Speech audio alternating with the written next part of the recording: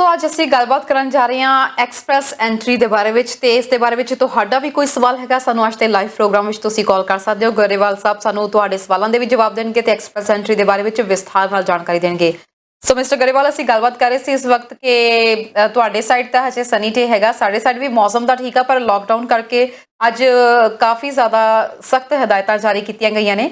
Immigration ਦੇ ਉੱਤੇ ਗੱਲ ਕਰੀਏ ਤਾਂ ਜੋ ਇਸ ਵਕਤ ਹਾਲਾਤ ਨੇ ਕਰੋਨਾ ਵਾਇਰਸ ਕਰਕੇ ਬਣੇ ਹੋਏ ਨੇ, ਰਿਸਟ੍ਰਿਕਸ਼ਨਸ ਕਾਫੀ ਲੱਗੀਆਂ ਹੋਈਆਂ ਨੇ, ਕੋਈ ਬਾਹਰੋਂ ਨਹੀਂ ਆ ਸਕਦਾ।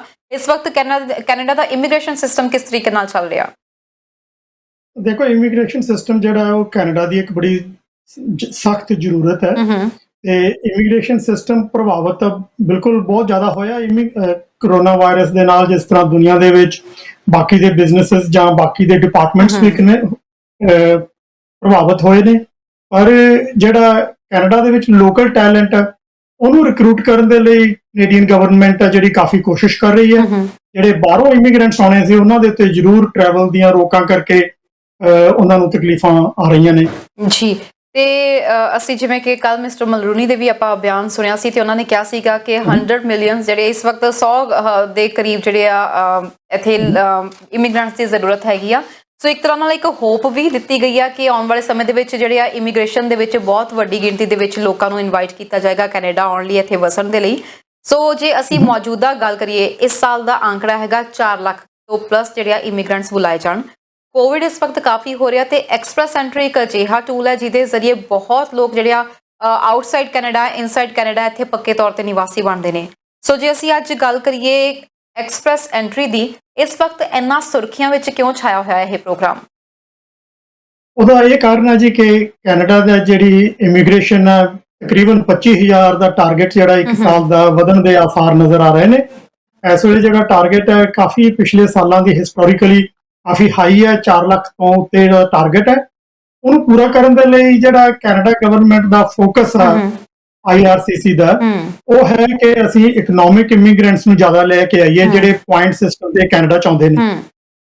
ਉਹ ਜਿਹੜੀ ਆਮ ਆਪਾਂ ਘਰਾਂ ਦੇ ਵਿੱਚ ਡਿਸਕਸ਼ਨ ਸੁਣਦੇ ਆ ਜਾਂ ਮੀਡੀਆ ਦੇ ਵਿੱਚ ਗੱਲਾਂ ਬਾਤਾਂ ਸੁਣਦੇ ਆ, ਉਹਨਾਂ ਦਾ ਜ਼ਿਆਦਾ ਫੋਕਸ ਹੈ ਜਿਹੜਾ ਉਹ ਇਕਨੋਮਿਕ ਇਮੀਗ੍ਰੇਸ਼ਨ ਦੇ ਉੱਤੇ ਹੈ, ਜਿਹਦੇ ਵਿੱਚ ਐਕਸਪ੍ਰੈਸ ਐਂਟਰੀ ਅਕਸਰ ਗਿਣੀ ਜਾਂਦੀ ਹੈ ਜਾਂ ਸਾਹਮਣੇ ਆਉਂਦੀ ਹੈ। ਉਹਦੇ ਵਿੱਚ ਅੱਗੇ ਤਕਰੀਬਨ 4 ਪ੍ਰੋਗਰਾਮ ਨੇ, ਉਹਨਾਂ ਦੇ ਵਿੱਚੋਂ federal skill workers, federal skill trade, ਇਹ ਸਾਰਿਆਂ ਨਾਲੋਂ ਜ਼ਿਆਦਾ ਇੰਪੋਰਟੈਂਟ ਉਹ ਕੈਨੇਡੀਅਨ ਐਕਸਪੀਰੀਅੰਸ ਕਲਾਸ ਤੇ ਨਾਲ ਕੁਝ ਪਾਰਟਿਸਿਪੇਟਿੰਗ ਪ੍ਰੋਵਿੰਸਸ ਨੇ ਜਿਹੜੇ ਉਹਨਾਂ ਦਾ ਪ੍ਰੋਵਿੰਸ਼ੀਅਲ ਨੋਮੀਨੀ ਪ੍ਰੋਗਰਾਮ ਹੈ ਉਹ ਵੀ ਸ਼ਾਮਲ ਹੈ। तो इस करके जो इकनॉमिक इमीग्रेशन का एक्सप्रैस एंट्री सिस्टम है वो इस वे ज़्यादा सुर्खियों के विच है, क्योंकि उस दे थ्रू कैनेडा की मेजोरिटी ऑफ इमीग्रेंट्स ने जिहड़े उस सिस्टम के थ्रू कैनेडा च आउंदे ने जी। सर एक्सप्रैस एंट्री की गल की जाए किन्ना कि यह पारदर्शी या किन्ना क सही तरीका है यह कैनेडा विच आउण दा या इत्थे इत्थों दे जिहड़ा स्थाई नागरिक बनन दा? देखो वैसे तो गवर्नमेंट का जिहड़ा इमीग्रेशन सिस्टम है सारा ही काफ़ी पारदर्शी है, पर जिहड़ा एक्सप्रैस एंट्री सिस्टम है, express entry is not a pathway for immigration, यह एक इमीग्रेशन नू मैनेज करन दा सिस्टम है, कंप्यूटराइज सिस्टम है, डिजिटल सिस्टम है। ਇਹਦੇ ਵਿੱਚ ਕੀ ਹੁੰਦਾ ਹੈ ਕਿ ਕੈਂਡੀਡੇਟ ਨੇ ਜਿਹੜੇ ਉਹ ਆਪਣਾ ਪ੍ਰੋਫਾਈਲ ਬਣਾਉਂਦੇ ਨੇ ਇਲੈਕਟ੍ਰੋਨਿਕਲੀ, ਉਹਨਾਂ ਨੂੰ ਫਿਰ ਪੁਆਇੰਟਸ ਮਿਲਦੇ ਨੇ, ਫਿਰ ਉਹ ਜਿਸ ਕੈਟਾਗਰੀ 'ਚ ਕੁਆਲੀਫਾਈ ਕੀਤੇ ਹੁੰਦੇ ਨੇ ਇਹਨਾਂ ਤਿੰਨਾਂ ਕੈਟਾਗਰੀਆਂ ਦੇ ਵਿੱਚੋਂ ਜਿਹੜੀਆਂ ਆਪਾਂ ਮੈਂਸ਼ਨ ਕੀਤੀਆਂ ਨੇ, ਫਿਰ ਉਹਨਾਂ ਨੂੰ ਪੁਆਇੰਟਾਂ ਦੇ ਆਧਾਰ ਦੇ ਉੱਤੇ ਉਹਨਾਂ ਦੀ ਸਿਲੈਕਸ਼ਨ ਕੀਤੀ ਜਾਂਦੀ ਹੈ।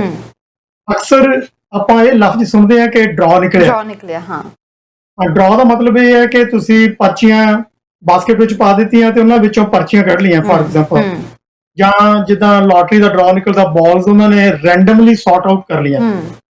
ਪਰ ਐਕਸਪ੍ਰੈਸ ਐਂਟਰੀ ਦੇ ਵਿੱਚ ਟੈਕਨੀਕਲੀ ਇਟਸ ਨਾਟ ਅ ਡਰਾ, ਇਟ ਇਜ਼ ਅ ਸਿਲੈਕਸ਼ਨ, ਕਿਉਂਕਿ ਪੁਆਇੰਟਾਂ ਦੇ ਆਧਾਰ ਦੇ ਉੱਤੇ ਉਹਨਾਂ ਨੇ ਇੱਕ ਬੈਂਚਮਾਰਕ ਰੱਖ ਲੈਂਦੇ ਨੇ, ਉਹਦੇ ਤੋਂ ਉੱਤੇ ਜਿਹੜੇ ਉਸ ਯਾਰਡਸਟਿਕ ਤੋਂ ਉੱਪਰ ਵਾਲੇ ਨੰਬਰਾਂ ਵਾਲੇ ਵਿਅਕਤੀ ਨੇ, ਐਪਲੀਕੈਂਟਸ ਨੇ, ਉਹਨਾਂ ਨੂੰ ਇਨਵੀਟੇਸ਼ਨ ਭੇਜੇ ਜਾਂਦੇ ਨੇ।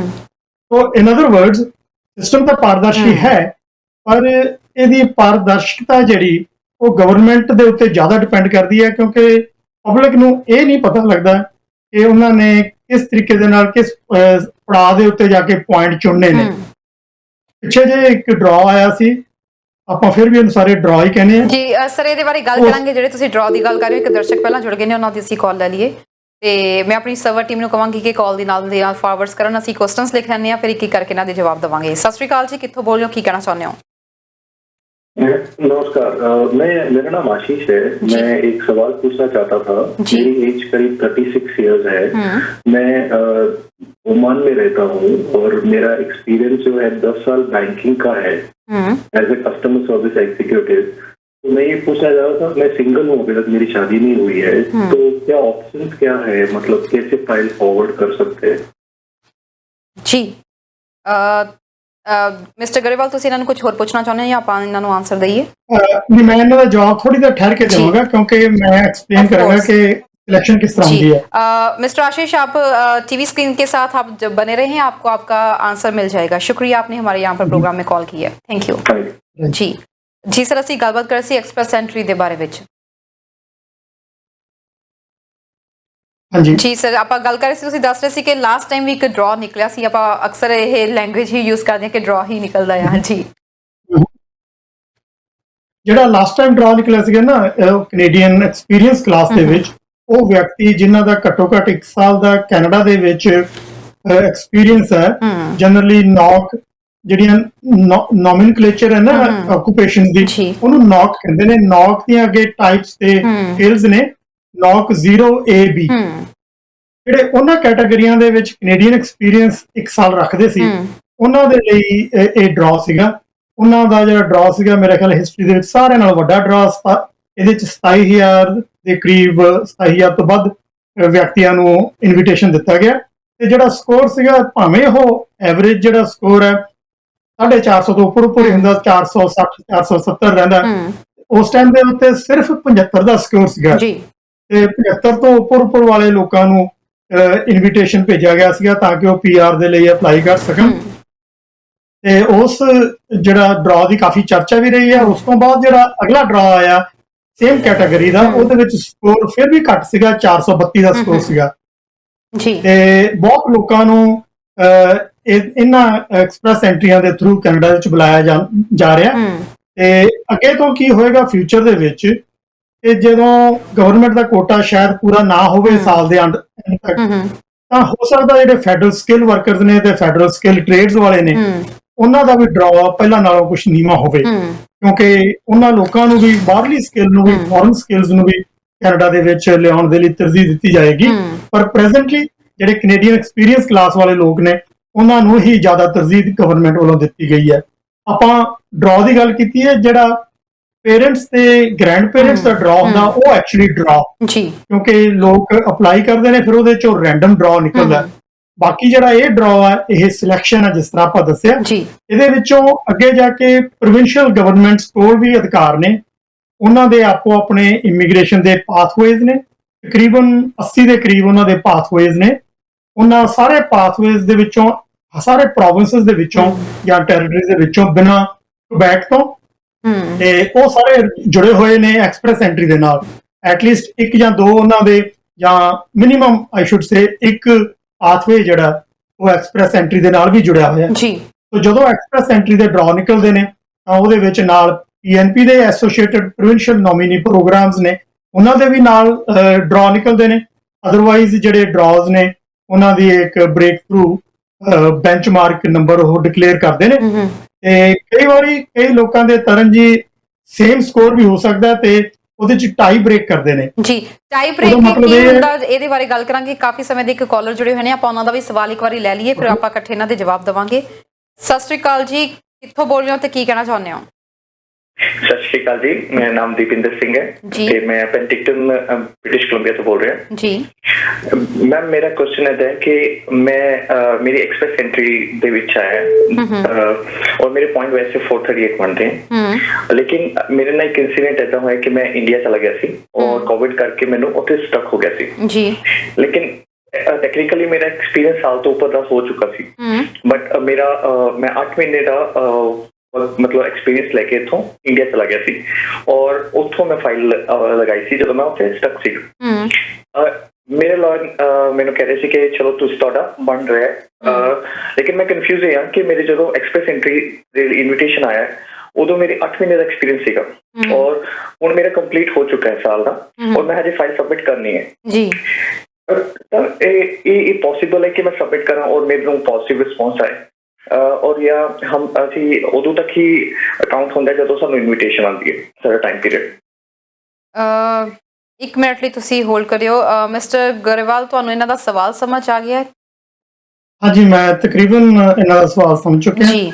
ਐਕਚੁਅਲੀ ਤਰਨ ਜੀ ਆਪਾਂ ਇਹਨਾਂ ਨੂੰ ਫਿਰ ਠਹਿਰ ਕੇ ਇਹਨਾਂ ਨੂੰ ਰਿਪਲਾਈ ਕਰੀਏ, ਨਾਲ ਦੀ ਨਾਲ ਆਪਾਂ ਫਿਰ ਆਪਣੀ ਟਾਕ ਜਾਰੀ ਰੱਖਦੇ ਹਾਂ ਜੀ। ਤੁਸੀਂ ਟੀਵੀ ਸਕਰੀਨ ਤੇ ਆਨਸਰ ਸੁਣ ਸਕਦੇ ਹੋ। ਕਾਲ ਕਰਨ ਲਈ ਤੁਹਾਡਾ ਬਹੁਤ ਬਹੁਤ ਸ਼ੁਕਰੀਆ ਜੀ। ਨੈਕਸਟ ਕਾਲਰ ਇੱਕ ਹੋਰ ਜੁੜ ਗਏ ਨੇ। ਸਤਿ ਸ਼੍ਰੀ ਅਕਾਲ ਜੀ, ਕਿੱਥੋਂ ਬੋਲ ਰਹੇ ਹੋ, ਕੀ ਕਹਿਣਾ ਚਾਹੁੰਦੇ ਹੋ? ਹਾਂਜੀ ਭੈਣ ਜੀ, ਅਸੀਂ ਅਮਰੀਕਾ ਤੋਂ ਬੋਲ ਰਹੇ ਹਾਂ ਜੀ। ਅਮਰੀਕਾ ਤੋਂ ਜੀ ਦੱਸੋ ਜੀ, ਕੀ ਸਵਾਲ ਹੈ ਤੁਹਾਡਾ? ਅੱਜ ਅਸੀਂ ਕੈਨੇਡੀਅਨ ਇਮੀਗ੍ਰੇਸ਼ਨ ਬਾਰੇ ਗੱਲ ਕਰ ਰਹੇ ਹਾਂ, ਕੀ ਸਵਾਲ ਹੈ ਤੁਹਾਡਾ? ਹਾਂਜੀ, ਕੈਨੇਡੀਅਨ ਇਮੀਗ੍ਰੇਸ਼ਨ ਬਾਰੇ ਪੁੱਛਣਾ ਸੀਗਾ ਭੈਣ ਜੀ। ਮੇਰੇ ਬ੍ਰਦਰ ਦੇ ਪੇਪਰ ਲਾਏ ਹੋਏ ਸੀਗੇ ਤੇ ਕੈਨੇਡਾ ਤੋਂ ਲਗਾਏ ਹੋਏ ਆ, ਸਰੀ ਤੋਂ ਉਨੀ LMI ਲੈ ਕੇ ਨਾ, ਤੇ ਉਹਨਾਂ ਦਾ ਕੇਸ ਫੇਲ ਹੋ ਗਿਆ ਸੀਗਾ ਇੱਕ ਵਾਰੀ, ਤੇ ਉਹ ਫੈਡਰਲ ਕੋਰਟ ਦੇ ਵਿੱਚ ਉਹਨਾਂ ਦਾ ਕੇਸ ਲਾਇਆ ਹੋਇਆ ਸੀ। ਉੱਥੋਂ ਕੇਸ ਅਪਰੂਵ ਹੋਏ ਨੂੰ 3 ਮਹੀਨੇ ਆਲਰੇਡੀ ਹੋ ਚੁੱਕੇ ਆ, ਤੇ ਉਹ ਨਵੇਂ ਆਫਿਸਰ ਤੋਂ ਕੇਸ ਜਾ ਚੁੱਕਾ ਹੈ ਉਹਨਾਂ ਦਾ, ਪਰ ਹਜੇ ਉਸ ਤੋਂ ਬਾਅਦ ਸਾਨੂੰ ਕੋਈ ਵੀ ਅਪਡੇਟ ਨਹੀਂ ਮਿਲੀ ਕਿ ਉਹਨੂੰ ਵੀਜ਼ਾ ਅਪਰੂਵਲ ਦਾ ਲੈਟਰ ਕਦ ਤੱਕ ਮਿਲ ਸਕਦਾ ਆ, ਕਿ ਕੋਈ ਚਾਂਸਿਸ ਹੈ ਕਿ ਉਹਨੂੰ ਵੀਜ਼ਾ ਮਿਲ ਜਾਊਗਾ। ਤੇ ਉਹਨਾਂ ਦੇ ਆਈਲੈਟ ਦੇ ਬੈਂਚ ਵੀ ਦੁਬਾਰਾ 6 ਆਏ ਹੋਏ ਆ, ਤੇ ਰਹਿੰਦੇ ਉਹ ਦੁਬਈ ਆ। ਜੀ, ਤੁਸੀਂ ਕਹਿ ਰਹੇ ਹੋ ਕਿ ਉਹਨਾਂ ਨੇ ਵਰਕ ਪਰਮਿਟ ਲਈ ਅਪਲਾਈ ਕੀਤਾ ਸੀ, LMIA ਬੇਸਡ ਵਰਕ ਪਰਮਿਟ ਲਈ ਅਪਲਾਈ ਕੀਤਾ ਸੀ, ਪਹਿਲਾਂ ਉਹਨਾਂ ਦਾ ਰਿਜੈਕਟ ਹੋ ਗਿਆ ਸੀ, ਫਿਰ ਫੈਡਰਲ ਕੋਰਟ 'ਚ ਇਹਨਾਂ ਨੂੰ 3 ਮਹੀਨੇ ਬਾਅਦ ਨੈਕਸਟ ਜਿਹੜਾ ਆ ਉਹਨਾਂ ਨੂੰ ਆ ਗਿਆ ਸੀਗਾ, ਕਿਸੇ ਹੋਰ ਆਫਿਸਰ ਨੂੰ ਉਹਨਾਂ ਦਾ ਕੇਸ ਰੈਫਰ ਕਰ ਦਿੱਤਾ ਗਿਆ ਸੀ, ਅਪਰੂਵਲ ਆ ਗਈ ਸੀ। ਹਾਂਜੀ, ਅਪਰੂਵਲ ਆ ਗਈ ਸੀਗੀ ਉਹਨਾਂ ਦੀ, ਕੇਸ ਉਹਨਾਂ ਦਾ ਕਲੀਅਰ ਹੋ ਗਿਆ, ਕੇਸ ਵਿਨ ਕਰ ਗਿਆ ਸੀ ਉਹਨਾਂ ਦਾ ਐਡਵੋਕੇਟ। ਬਟ ਹੁਣ 3 ਮਹੀਨੇ ਉੱਪਰ ਹੋ ਚੁੱਕੇ ਆ, ਕੋਈ ਅਪਡੇਟ ਨਹੀਂ ਆਈ ਹੈਗੀ ਇਮੀਗ੍ਰੇਸ਼ਨ ਦੀ ਸਾਨੂੰ ਕਿ ਕਦੋਂ ਤੱਕ ਉਹਨੂੰ ਵੀਜ਼ੇ ਵਾਸਤੇ ਐਪਲੀਕੇਸ਼ਨ ਉਹਨਾਂ ਦਾ ਲੈਟਰ ਆਊਗਾ ਕਿ ਉਹ ਆਪਣਾ ਪਾਸਪੋਰਟ ਜਮ੍ਹਾਂ ਕਰਵਾ ਦੇਣ। ਤੁਸੀਂ 1 ਮਿੰਟ ਲਈ ਹੋਲਡ ਕਰਿਓ। ਮਿਸਟਰ ਗਰੇਵਾਲ, ਤੁਸੀਂ ਇਹਨਾਂ ਨੂੰ ਕੁਝ ਪੁੱਛਣਾ ਚਾਹੁੰਦੇ ਹੋ ਜਾਂ ਆਪਾਂ ਇਹਨਾਂ ਨੂੰ ਨੈਕਸਟ ਜਾ ਕੇ ਅੱਗੇ ਰਿਪਲਾਈ ਕਰੀਏ? ਅੱਗੇ ਚੱਲ ਕੇ ਆਪਾਂ ਠੀਕ ਹੈ ਜੀ, ਤੁਸੀਂ ਟੀਵੀ ਸਕਰੀਨ ਤੇ ਆਨਸਰ ਤੁਸੀਂ ਟੀਵੀ ਸਕਰੀਨ ਤੇ ਆਨਸਰ ਸੁਣ ਸਕਦੇ ਹੋ। ਕਾਲ ਕਰਨ ਲਈ ਤੁਹਾਡਾ ਬਹੁਤ ਬਹੁਤ ਧੰਨਵਾਦ ਸਰ। ਆਲਮੋਸਟ ਮੇਰੇ ਖਿਆਲ ਦੇ ਵਿੱਚ ਫਿਲਹਾਲ ਦੀਆਂ ਕਾਲਸ ਆਪਾਂ ਦੇ ਨੋਟ ਕਰ ਲੈਣੇ। ਆਪਾਂ ਪਹਿਲਾਂ ਆਪਣੀ ਇੱਕ ਵਾਰੀ ਐਕਸਪ੍ਰੈਸ ਐਂਟਰੀ ਦੇ ਬਾਰੇ ਥੋੜੀ ਜਿਹੀ ਗੱਲ ਕਰ ਲਈਏ, ਫਿਰ ਨਾਲ ਦੀ ਨਾਲ ਇਹਨਾਂ ਦੇ ਸਵਾਲਾਂ ਦੇ ਵੀ ਜਵਾਬ ਦੇਵਾਂਗੇ। ਸਰ, ਤੁਸੀਂ ਐਕਸਪ੍ਰੈਸ ਐਂਟਰੀ ਦੀ ਗੱਲ ਕਰ ਰਹੇ ਸੀ, ਤੁਸੀਂ ਗੱਲ ਕੀਤੀ ਹੈ ਇੱਕ ਟਾਈ ਬ੍ਰੇਕ ਰੂਲ ਹੁੰਦਾ ਆ, ਇਹ ਰੂਲ ਕੀ ਹੁੰਦਾ ਆ? ਉਹ ਰੂਲ ਇਸ ਤਰ੍ਹਾਂ ਕਿ ਜਦੋਂ ਬੈਂਚਮਾਰਕ ਡਿਕਲੇਅਰ ਹੁੰਦਾ ਤਾਂ ਉਹਦੇ ਵਿੱਚ ਕਈ ਕੈਂਡੀਡੇਟ ਉਹਨਾਂ ਦੇ ਕਾਫੀ ਕੈਂਡੀਡੇਟ ਸਿਮਿਲਰ ਪੁਆਇੰਟਸ ਵੀ ਹੋ ਸਕਦੇ ਨੇ, ਤੇ ਉਸ ਟਾਈਮ ਦੇ ਉੱਤੇ ਉਹ ਇੱਕ ਡੇਟ ਤੇ ਟਾਈਮ ਵੀ ਨਾਲ ਡਿਕਲੇਅਰ ਕਰਦੇ ਨੇ ਕਿ ਜਿਨ੍ਹਾਂ ਲੋਕਾਂ ਨੇ ਉਸ ਸਪੈਸੀਫਿਕ ਡੇਟ ਨੂੰ ਉਸ ਸਪੈਸੀਫਿਕ ਟਾਈਮ ਤੱਕ ਅਪਲਾਈ ਕੀਤਾ, ਉਹ ਕੈਂਡੀਡੇਟਾਂ ਨੂੰ ਇਹ ਇਨਵੀਟੇਸ਼ਨ ਟੂ ਅਪਲਾਈ ਜਿਹੜਾ ਉਹ ਮਿਲ ਰਿਹਾ ਹੈ। ਉਹ ਕਈ ਵਾਰੀ ਲੋਕਾਂ ਨੂੰ ਇਹ ਹੁੰਦਾ ਕਿ ਸਾਡੇ ਪੁਆਇੰਟ ਇਸ ਤੋਂ ਜ਼ਿਆਦਾ ਆਏ ਨੇ ਤੇ ਪਰ ਸਾਨੂੰ ਇਨਵੀਟੇਸ਼ਨ ਨਹੀਂ ਆਇਆ, ਉਹਨਾਂ ਨੂੰ ਇਸ ਪੁਆਇੰਟ ਤੋਂ ਕਲੈਰੀਫਿਕੇਸ਼ਨ ਮਿਲਦੀ ਹੈ ਕਿ ਜਿਹੜਾ ਟਾਈ ਬ੍ਰੇਕਿੰਗ ਪੁਆਇੰਟ ਆ ਉਹਨਾਂ ਦਾ, ਜਿਹੜੀ ਉਹਨਾਂ ਦੀ ਡੈਡਲਾਈਨ ਹੈ, ਜਿਹੜੀ ਉਹਨਾਂ ਨੇ ਸਪੈਸੀਫਿਕ ਟਾਈਮ ਤੇ ਡੇਟ ਅਨਾਉਂਸ ਕੀਤਾ, ਉਸ ਤੋਂ ਪਹਿਲਾਂ ਹੀ ਅਪਲਾਈ ਕੀਤਾ ਹੋਣਾ ਚਾਹੀਦਾ ਉਸ ਤਰ੍ਹਾਂ ਦਾ ਇਨਵੀਟੇਸ਼ਨ ਟੂ ਅਪਲਾਈ ਐਕਸਪੈਕਟ ਕਰਨ ਦੇ ਲਈ। ਜੀ ਸਰ, ਜਿਹੜਾ ਇਨਵੀਟੇਸ਼ਨ ਦੀ ਗੱਲ ਕਰਦੇ ਆ ਜਾਂ ਆਪਾਂ ਡਰਾਅ ਦੀ ਗੱਲ ਕਰਦੇ ਆ, ਜਿਹੜਾ ਤੁਸੀਂ ਕਹਿੰਦੇ ਹੋ ਕਿ ਬੈਂਚਮਾਰਕ ਸੈੱਟ ਕੀਤਾ ਜਾਂਦਾ ਆ, ਇਹ CRS ਸਕੋਰ ਕਿੰਨੇ ਹੋਣੇ ਚਾਹੀਦੇ ਆ ਜਾਂ ਕਿੱਥੇ ਤੱਕ ਜਾਣਾ ਚਾਹੀਦਾ, ਇਹ ਕਿਵੇਂ ਇਹ ਤੈਅ ਕੀਤਾ ਜਾਂਦਾ ਸਾਰਾ ਕੁਝ? ਕਿਉਂਕਿ ਅਸੀਂ ਇਸ ਟਾਈਮ ਦੇਖਿਆ ਸੀ ਕਿਸੇ ਟਾਈਮ ਜਿਹੜਾ ਕੈਨੇਡੀਅਨ ਐਕਸਪੀਰੀਅੰਸ ਕਲਾਸ ਦਾ ਡਰਾਅ 75 ਤੇ ਵੀ ਗਿਆ, ਉਸ ਤੋਂ ਬਾਅਦ ਮੁੜ ਕੇ 432 ਤੇ ਵੀ ਆ ਗਿਆ। ਇਹ ਕੀ ਕ੍ਰਾਈਟੇਰੀਆ ਹੁੰਦਾ, ਕਿਸ ਤਰੀਕੇ ਨਾਲ ਇਹਨਾਂ ਦਾ ਜਿਹੜਾ ਆ ਇਹ ਬੈਂਚਮਾਰਕ ਜਿਹੜਾ ਸਥਾਪਿਤ ਕੀਤਾ ਜਾਂਦਾ? ਤੁਹਾਡਾ ਤਰਨ ਜੀ ਬੜਾ ਵਧੀਆ ਕੁਐਸਚਨ ਹੈ, ਬਹੁਤ ਲੋਕਾਂ ਦਾ ਵੀ ਇਹ ਕੁਐਸਚਨ ਹੈ ਜਿਹੜੇ ਤੁਹਾਡੇ ਨਾਲ ਇਹ ਕੁਐਸਚਨ ਸ਼ੇਅਰ ਕਰਨਗੇ। ਜਿਹੜਾ CRS ਸਕੋਰ ਹੈ, ਇਹ ਵਰਡ ਹੈਗਾ ਕੰਪਰੀਹੈਂਸਿਵ ਰੈਂਕਿੰਗ ਸਿਸਟਮ। ਇਹਦਾ ਮਤਲਬ ਇਹ ਹੈ ਕਿ ਇਹਦੇ ਵਿੱਚ ਕੈਂਡੀਡੇਟਸ ਨੂੰ, ਐਪਲੀਕੈਂਟਸ ਨੂੰ ਰੈਂਕਿੰਗ ਕੀਤੀ ਜਾਂਦੀ ਹੈ। ਰੈਂਕਿੰਗ ਕਰਨ ਦਾ ਉਹਨਾਂ ਦਾ ਕ੍ਰਾਈਟੇਰੀਆ ਕੀ ਹੈ? ਉਹ ਹੈ, ਪਹਿਲਾ ਤਾਂ ਹੈ ਕਿ ਜਿਹੜਾ ਕੋਰ ਜਾਂ ਹਿਊਮਨ ਕੈਪੀਟਲ ਫੈਕਟਰਸ ਨੇ, ਉਹਦੇ ਵਿੱਚ ਤਕਰੀਬਨ 460 ਪੁਆਇੰਟ ਨੇ ਜਿਹੜੇ ਉਹ ਕੈਂਡੀਡੇਟ ਲਈ ਨੇ, ਤੇ ਜੇ ਕੈਂਡੀਡੇਟ ਦਾ ਸਪਾਊਸ ਆ ਤਾਂ 40 ਪੁਆਇੰਟ ਸਪਾਊਸ ਨੂੰ ਮਿਲਦੇ ਨੇ। ਜੇ ਕੈਂਡੀਡੇਟ ਅਨਮੈਰਿਡ ਹੈ ਜਾਂ ਸਿੰਗਲ ਹੈ ਤਾਂ ਉਹਦੇ ਵਿੱਚ ਉਹਨੂੰ 500 ਪੁਆਇੰਟਾਂ ਦੇ ਵਿੱਚੋਂ ਰੇਟਿੰਗ ਕੀਤੀ ਜਾਂਦੀ ਹੈ। ਜਿਹੜੇ ਹਿਊਮਨ ਕੈਪੀਟਲ ਫੈਕਟਰਸ ਨੇ ਉਹਨਾਂ ਦੀ ਐਗਜ਼ਾਮਪਲ ਹੈ ਜਿਸ ਤਰ੍ਹਾਂ ਕੈਨੇਡੀਅਨ ਐਜੂਕੇਸ਼ਨ, ਕੈਨੇਡੀਅਨ ਐਕਸਪੀਰੀਅੰਸ, ਉਹਨਾਂ ਦਾ ਉਮਰ ਕਿੰਨੀ ਹੈ, ਉਹਨਾਂ ਦੀ ਘੱਟ ਉਮਰ ਹੈ ਤਾਂ ਪੁਆਇੰਟ ਜ਼ਿਆਦਾ ਨੇ। ਲੈਂਗੁਏਜ ਦੇ ਵਿੱਚ ਪ੍ਰੋਫੀਸ਼ੀਐਂਸੀ, ਲੈਂਗੁਏਜ ਉਹਨਾਂ ਦੀ ਕਿਸ ਤਰ੍ਹਾਂ ਦੀ ਹੈ, ਜਿਹਨੂੰ ਕਿ CLB ਕਹਿੰਦੇ ਨੇ ਜਾਂ ਆਪਾਂ ਬੈਂਡਸ ਕਹਿੰਦੇ ਆ ਕਾਮਨ ਲੈਂਗੁਏਜ ਦੇ ਵਿੱਚ, ਉਹ ਪੁਆਇੰਟਸ ਨੇ। ਦੂਸਰੀ ਕੈਟਾਗਰੀ ਇਹਦੇ ਵਿੱਚ ਜਿਹੜੀ ਹੈਗੀ ਹੈ ਜਾਂ ਦੂਸਰਾ ਫੈਕਟਰ ਹੈ, ਉਹ ਹੈ ਸਕਿੱਲ ਟ੍ਰਾਂਸਫਰੇਬਿਲਿਟੀ ਫੈਕਟਰ। ਕਿ ਤੁਹਾਡੀ ਜਿਹੜੀ ਸਕਿੱਲ ਹੈ ਉਹਦੇ ਵਿੱਚ ਫੋਰਨ ਐਕਸਪੀਰੀਅੰਸ ਵੀ ਆ ਜਾਂਦਾ, ਤੁਹਾਡੀ ਲੈਂਗੁਏਜ ਵੀ ਆ ਜਾਂਦੀ ਹੈ, ਲੈਂਗੁਏਜ ਦੀ ਪ੍ਰੋਫੀਸ਼ੀਐਂਸੀ, ਉਹਨਾਂ ਦੇ ਕੰਬੀਨੇਸ਼ਨ ਦੇ ਨਾਲ ਮੈਕਸਿਮਮ 100 ਪੁਆਇੰਟਾਂ ਦੇ ਵਿੱਚੋਂ ਪੁਆਇੰਟ ਐਲੋਕੇਟ ਕੀਤੇ ਜਾਂਦੇ ਨੇ। ਤੇ ਤੀਸਰੀ ਜਿਹੜੀ ਇਹਦੇ ਚ ਫੈਕਟਰ ਹੈ, ਤੀਸਰਾ ਫੈਕਟਰ ਉਹ ਹੈ ਐਡੀਸ਼ਨਲ ਫੈਕਟਰਸ। ਉਹ 600 ਪੁਆਇੰਟ ਨੇ। ਉਹਦੇ ਵਿੱਚ ਪ੍ਰੋਵਿੰਸ਼ੀਅਲ ਨੋਮੀਨੀ ਪ੍ਰੋਗਰਾਮ, ਜਾਂ ਤੁਹਾਡੇ ਕੋਲ ਜੇ ਕੋਈ ਜੌਬ ਆਫਰ ਹੈ, ਜਾਂ ਤੁਹਾਡੀ ਜਿਹੜੀ ਲੈਂਗੁਏਜ ਸਕਿੱਲਸ ਤੋਂ ਇਲਾਵਾ ਸੈਕੰਡ ਕੈਨੇਡਾ ਦੀ ਜਿਹੜੀ ਅਫੀਸ਼ੀਅਲ ਲੈਂਗੁਏਜ ਹੈ ਫ੍ਰੈਂਚ, ਉਹਦੇ ਤੁਹਾਡੇ ਕੀ ਪੁਆਇੰਟਸ ਨੇ, ਤੁਹਾਡੀ ਅਡਾਪਟੇਬਿਲਿਟੀ ਕਿੱਦਾਂ ਦੀ ਹੈ, ਤੁਹਾਡੇ ਰਿਲੇਟਿਵਸ ਜਿਹੜੇ ਕੋਈ ਕੈਨੇਡਾ ਦੇ ਵਿੱਚ ਪੀਆਰ ਜਾਂ ਸਿਟੀਜ਼ਨਸ ਨੇ, ਕਲੋਜ਼ ਰਿਲੇਟਿਵਸ, ਯੂਜ਼ਲੀ ਸਿਬਲਿੰਗਸ, ਉਹਨਾਂ ਦੇ ਤੁਹਾਨੂੰ ਪੁਆਇੰਟ ਮਿਲਦੇ ਨੇ। ਸੋ ਇਹਨਾਂ ਪੁਆਇੰਟਾਂ ਦੇ ਵਿੱਚ 1200 ਪੁਆਇੰਟਾਂ ਤੋਂ ਤੁਹਾਨੂੰ ਪੁਆਇੰਟ ਮਿਲਦੇ ਨੇ। ਕਈ ਲੋਕ ਜਿਹੜੇ ਪ੍ਰੋਵਿੰਸ਼ੀਅਲ ਨੋਮੀਨੀ ਦੇ ਲਈ ਅਪਲਾਈ ਕਰਦੇ ਨੇ, ਜਦੋਂ ਉਹਨਾਂ ਨੂੰ 600 ਪੁਆਇੰਟ ਉਹਦੇ ਮਿਲ ਜਾਂਦੇ ਨੇ ਨੋਮੀਨੇਸ਼ਨ ਦੇ, ਤਾਂ ਉਹਨਾਂ ਦੇ ਨਾਲ ਜਿਹੜਾ ਇਨਵੀਟੇਸ਼ਨ ਟੂ ਅਪਲਾਈ ਫੈਡਰਲ ਸਰਕਾਰ ਦਾ ਜਿਹੜਾ ਪ੍ਰੋਗਰਾਮ ਹੈ ਐਕਸਪ੍ਰੈਸ ਐਂਟਰੀ ਵਾਲਾ, ਉਹਦੇ ਵਿੱਚ ਤੁਹਾਡੀ ਡਰਾ ਦੇ ਵਿੱਚ ਸਕਸੈਸਫੁਲ ਹੋਣ ਦੀ ਗਰੰਟੀ ਜਿਹੜੀ ਉਹ ਆਲਮੋਸਟ ਇਹ ਗਰੰਟੀ ਮਿਲ ਜਾਂਦੀ ਹੈ ਕਿ ਤੁਹਾਨੂੰ ਸ਼ੋਰ ਸ਼ਾਰਟ ITA ਜਿਹੜਾ ਮਿਲੇਗਾ। ਸੋ ਬਾਕੀ ਦੇ ਜਿਹੜੇ ਕਰੈਕਟਰਿਸਟਿਕਸ ਨੇ, ਪੁਆਇੰਟਸ ਨੇ, ਉਹ ਤਕਰੀਬਨ 600 ਪੁਆਇੰਟ ਰਹਿ ਜਾਂਦਾ। 600 ਪੁਆਇੰਟਾਂ ਦੇ ਵਿੱਚੋਂ ਪੁਆਇੰਟ ਲੈਣੇ ਪੈਂਦੇ ਨੇ। ਅਕਸਰ ਜਿਹੜਾ ਐਕਸਪ੍ਰੈਸ ਐਂਟਰੀ ਦਾ ਸਕੋਰ ਹੈ 460 470 ਇਹਦੇ ਇਰਦ ਗਿਰਦ ਘੁੰਮਦਾ ਰਹਿੰਦਾ ਹੈ। ਤੇ ਗਵਰਨਮੈਂਟ ਦੀ ਟਾਰਗੇਟ ਮੀਟ ਕਰਨ ਦੀ ਐਬਿਲਿਟੀ ਦੇ ਮੁਤਾਬਕ ਕਈ ਵਾਰੀ ਉਹ ਸਕੋਰ ਤੋਂ ਘੱਟ ਵਾਲੇ ਲੋਕਾਂ ਨੂੰ ਵੀ ਅਲਾਉ ਕਰ ਦਿੰਦੇ ਨੇ, ਕਈ ਵਾਰ ਸਕੋਰ ਹਾਈ ਚਲਾ ਜਾਂਦਾ ਜਦੋਂ ਐਪਲੀਕੈਂਟ ਜ਼ਿਆਦਾ ਹੁੰਦੇ ਨੇ।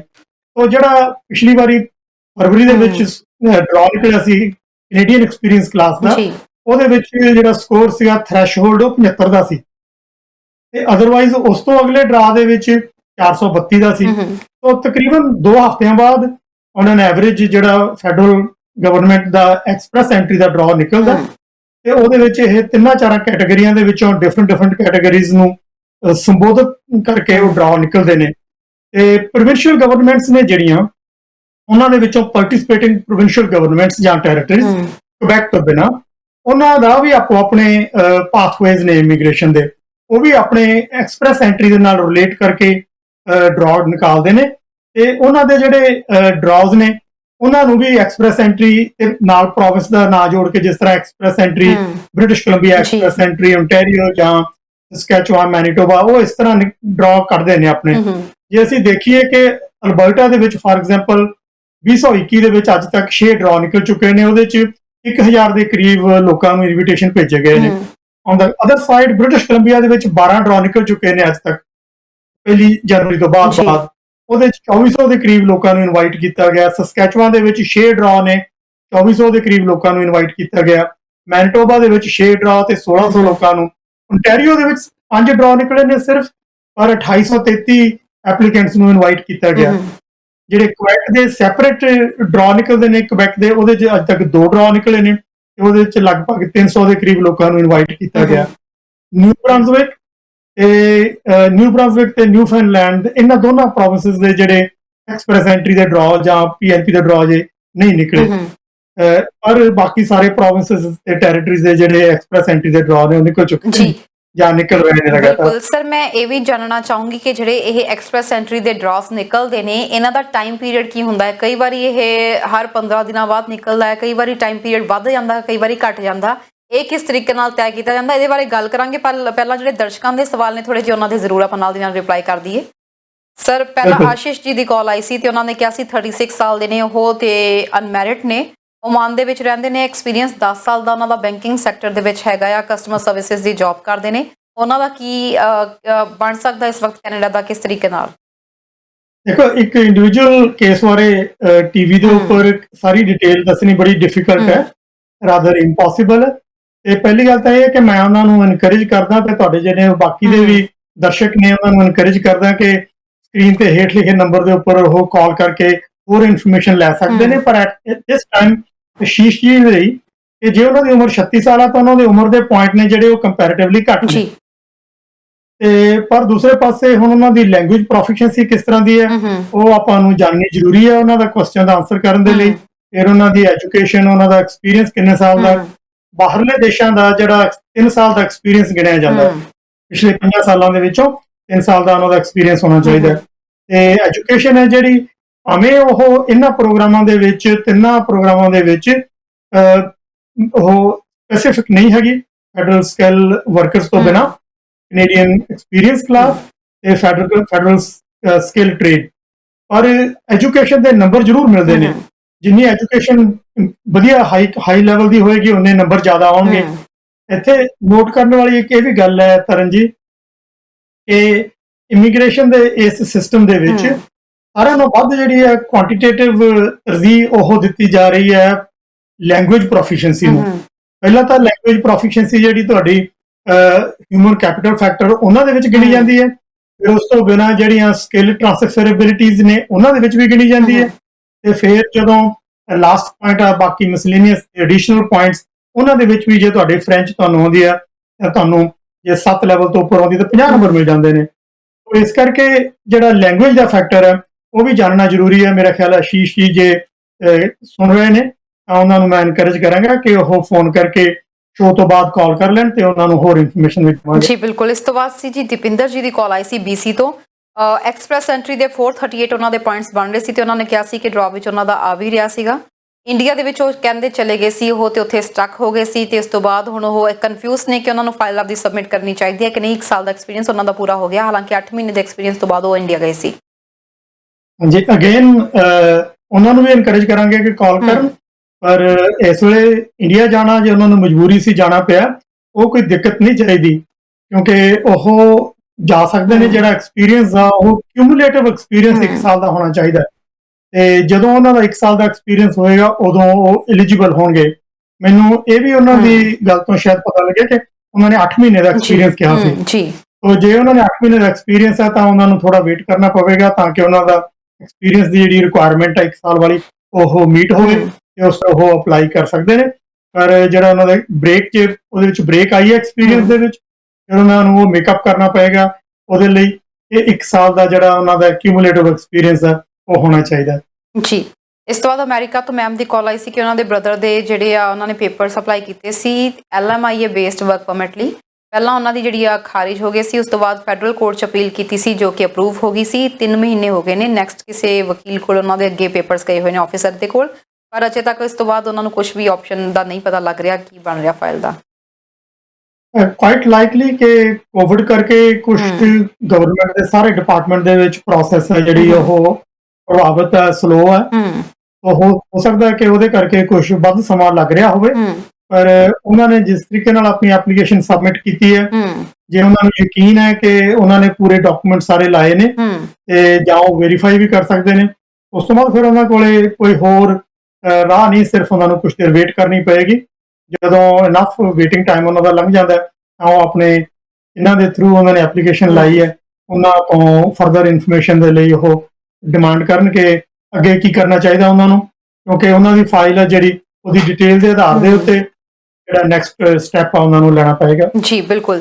ਤੇ ਸਰ ਅਸੀਂ ਐਕਸਪ੍ਰੈਸ ਐਂਟਰੀ ਦੇ ਬਾਰੇ ਗੱਲ ਕਰ ਰਹੇ ਸੀ, ਮੈਂ ਡਰਾ ਦੇ ਬਾਰੇ ਵਿੱਚ ਪੁੱਛਣਾ ਚਾਹੁੰਦੀ ਹਾਂ ਕਿ ਟਾਈਮ ਪੀਰੀਅਡ ਜਿਹੜਾ ਹੈ ਕਿਸ ਤਰੀਕੇ ਨਾਲ ਸਿਲੈਕਟ ਕੀਤਾ ਜਾਂਦਾ ਹੈ ਕਿ ਕਿੰਨੇ ਸਮੇਂ ਬਾਅਦ ਡਰਾ ਕੱਟਣਾ ਹੈ, ਕਿਉਂਕਿ ਇੱਕ ਐਗਜ਼ੈਕਟ ਮਾਰਜਨ ਨਹੀਂ ਹੁੰਦਾ ਕਿ ਇੰਨੇ ਦਿਨਾਂ ਬਾਅਦ ਨਿਕਲੇਗਾ ਹੀ ਨਿਕਲੇਗਾ, ਕਈ ਵਾਰੀ ਸਮਾਂ ਘੱਟ ਵੀ ਜਾਂਦਾ, ਕਈ ਵਾਰੀ ਵੱਧ ਵੀ ਜਾਂਦਾ। ਬਿਲਕੁਲ, ਜਿਹੜਾ ਡਰਾ ਇਹਦੇ ਲਈ ਕੋਈ ਸਪੈਸੀਫਿਕ ਟਾਈਮ ਬਿਲਕੁਲ ਨਹੀਂ ਹੈ, ਪਰ ਜਿਹੜਾ ਟ੍ਰੈਂਡ ਹੈਗਾ 2015 ਤੋਂ ਜਦੋਂ ਤੋਂ ਇਹ ਡਰਾ ਨਿਕਲਣ ਲੱਗੇ ਨੇ ਤਾਂ ਉਸ ਟਾਈਮ ਤੋਂ ਯੂਜ਼ਲੀ ਬੁੱਧਵਾਰ ਦੇ ਤੇ ਵੀਰਵਾਰ ਦੇ ਦਿਨ ਇਹ ਡਰਾ ਨੀਅਰਲੀ ਨਿਕਲਦੇ ਆ ਰਹੇ ਨੇ। ਤਾਂ ਆਪਾਂ ਇਹ ਕਹਿ ਸਕਦੇ ਹਾਂ ਕਿ ਕੰਫਰਟੇਬਲੀ ਕਿ ਜ਼ਿਆਦਾ ਜਿਹੜੇ ਡਰਾ ਨੇ ਉਹ 2 ਹਫ਼ਤਿਆਂ ਬਾਅਦ ਬੁੱਧਵਾਰ ਤੇ ਵੀਰਵਾਰ ਨੂੰ ਡਰਾ ਨਿਕਲਦੇ ਨੇ, ਪਰ ਇਸ ਤੋਂ ਬਿਨਾਂ ਕਈ ਵਾਰੀ ਵੇਰੀਏਸ਼ਨਸ ਵੀ ਨੇ, ਕਈ ਵਾਰੀ ਅਗਲਾ ਡਰਾ ਹਫ਼ਤੇ ਬਾਅਦ ਵੀ ਆਉਂਦਾ ਰਿਹਾ ਤੇ ਜਾਂ ਉਹਦੇ ਵਿੱਚ ਗੈਪ ਕੁਝ ਵੱਧਦਾ ਵੀ ਰਿਹਾ। ਸੋ ਇਟ ਇਜ਼ ਅਨਪ੍ਰੈਡਿਕਟੇਬਲ, ਪਰ ਸੇਫਲੀ ਗੈਸ ਕਰ ਸਕਦੇ ਹਾਂ ਕਿ 2 ਹਫ਼ਤਿਆਂ ਬਾਅਦ ਬੁੱਧਵਾਰ ਤੇ ਵੀਰਵਾਰ ਦੇ ਦਿਨ ਇਹਨਾਂ ਦੋਨਾਂ ਦਿਨਾਂ ਚੋਂ ਡਰਾ ਨਿਕਲ ਸਕਦੇ ਨੇ। ਸਰ ਐਕਸਪ੍ਰੈਸ ਐਂਟਰੀ ਦੇ ਨਾਲ PNP ਦਾ ਕੀ ਐਸੋਸੀਏਸ਼ਨ ਹੁੰਦਾ ਆ, ਇਹਦੇ ਬਾਰੇ ਵੀ ਸਾਨੂੰ ਜ਼ਰੂਰ ਦੱਸਿਓ, ਕਿਉਂਕਿ PNP ਜਾਂ ਐਕਸਪ੍ਰੈਸ ਐਂਟਰੀ ਇਹਦੇ ਬਾਰੇ ਵੀ ਬਹੁਤ ਕਨਫਿਊਜ਼ਨ ਹੁੰਦੀ ਆ। ਬਿਲਕੁਲ, ਇਹ ਵੀ ਬੜਾ ਗੁੰਝਲਦਾਰ ਕੁਐਸਚਨ ਲੋਕਾਂ ਲਈ ਕਈ ਵਾਰੀ ਬਣ ਜਾਂਦਾ ਹੈ, ਕਿਉਂਕਿ ਜਿਹੜਾ ਐਕਸਪ੍ਰੈਸ ਐਂਟਰੀ ਹੈ ਇਹਦੇ ਵਿੱਚ ਪਾਰਟਿਸਿਪੇਟਿੰਗ ਜਿਹੜੇ ਪ੍ਰੋਵਿੰਸਸ ਤੇ ਟੈਰੀਟਰੀਜ਼ ਨੇ ਉਹ ਇਨਕਲੂਡਡ ਨੇ ਕੁਬੈਕ ਤੋਂ ਬਿਨਾਂ, ਪਰ ਬਾਕੀ ਸਾਰੇ ਜਿੰਨੇ ਵੀ ਪ੍ਰੋਵਿੰਸਸ ਨੇ ਤੇ ਟੈਰੀਟਰੀਜ਼ ਨੇ ਉਹਨਾਂ ਦੇ ਆਪਣੇ ਵੀ ਇਮੀਗ੍ਰੇਸ਼ਨ ਦੇ ਪਾਥਵੇਜ਼ ਨੇ। ਤਕਰੀਬਨ 80 ਤੋਂ ਵੱਧ ਇਸ ਤਰ੍ਹਾਂ ਦੇ ਡਿਫਰੈਂਟ ਪਾਥਵੇਜ਼ ਨੇ ਜਿਹੜੇ ਪ੍ਰੋਵਿੰਸ਼ੀਅਲ ਗਵਰਨਮੈਂਟਸ ਉਹਨਾਂ ਨੂੰ ਮੋਨੀਟਰ ਕਰਦੀਆਂ ਨੇ। ਤੁਹਾਨੂੰ ਯਾਦ ਹੋਏਗਾ ਕਿ ਬਹੁਤ ਸਮਾਂ ਪਹਿਲਾਂ ਜਿਹੜੀ ਕੈਨੇਡਾ ਦੀ ਇਮੀਗ੍ਰੇਸ਼ਨ ਹੈ ਸਿਰਫ ਫੈਡਰਲ ਗਵਰਨਮੈਂਟ ਹੀ ਸਿਲੈਕਸ਼ਨ ਕਰਦੀ ਸੀ, ਤੇ ਕੁਝ ਪਿਛਲੇ ਤਕਰੀਬਨ 20-25 ਸਾਲ ਤੋਂ ਜਿਹੜਾ ਪ੍ਰੋਵਿੰਸ਼ੀਅਲ ਗਵਰਨਮੈਂਟਸ ਨੂੰ ਅਧਿਕਾਰ ਦਿੱਤੇ ਗਏ ਨੇ ਉਹਨਾਂ ਨੂੰ ਆਪਣੀ ਲੋੜਾਂ ਦੇ ਹਿਸਾਬ ਨਾਲ, ਆਪਣੀਆਂ ਲੇਬਰ ਰਿਕੁਆਇਰਮੈਂਟਸ ਦੇ ਹਿਸਾਬ ਨਾਲ ਵੈਕੈਂਸੀਜ਼ ਜਿਹੜੀਆਂ ਜ਼ਿਆਦਾ ਨੇ ਪ੍ਰੋਫੈਸ਼ਨਸ ਦੇ ਵਿੱਚ ਜਾਂ ਪ੍ਰੋਫੈਸ਼ਨਸ ਨੂੰ ਚੂਜ਼ ਕਰਨਾ ਜਿਨ੍ਹਾਂ ਦੀ ਡਿਮਾਂਡ ਜ਼ਿਆਦਾ, ਇਨ ਡਿਮਾਂਡ ਆਕੂਪੇਸ਼ਨਸ ਨੇ ਜਿਹੜੇ ਨੌਕਸ ਦੇ ਹਿਸਾਬ ਦੇ ਨਾਲ ਉਹਨਾਂ ਨੂੰ ਪਿਕ ਕਰਨ ਦਾ ਅਧਿਕਾਰ ਹੈ ਤੇ ਉਹਨਾਂ ਨੇ ਆਪਣੀਆਂ ਲੋੜਾਂ ਦੇ ਹਿਸਾਬ ਦੇ ਨਾਲ ਡਿਫਰੈਂਟ ਪ੍ਰੋਗਰਾਮ ਬਣਾਏ ਹੋਏ ਨੇ ਤੇ ਉਹਨਾਂ ਪ੍ਰੋਗਰਾਮ ਨੂੰ ਮੋਨੀਟਰ ਪ੍ਰੋਵਿੰਸ਼ੀਅਲ ਗਵਰਨਮੈਂਟਸ ਕਰਦੀਆਂ ਨੇ।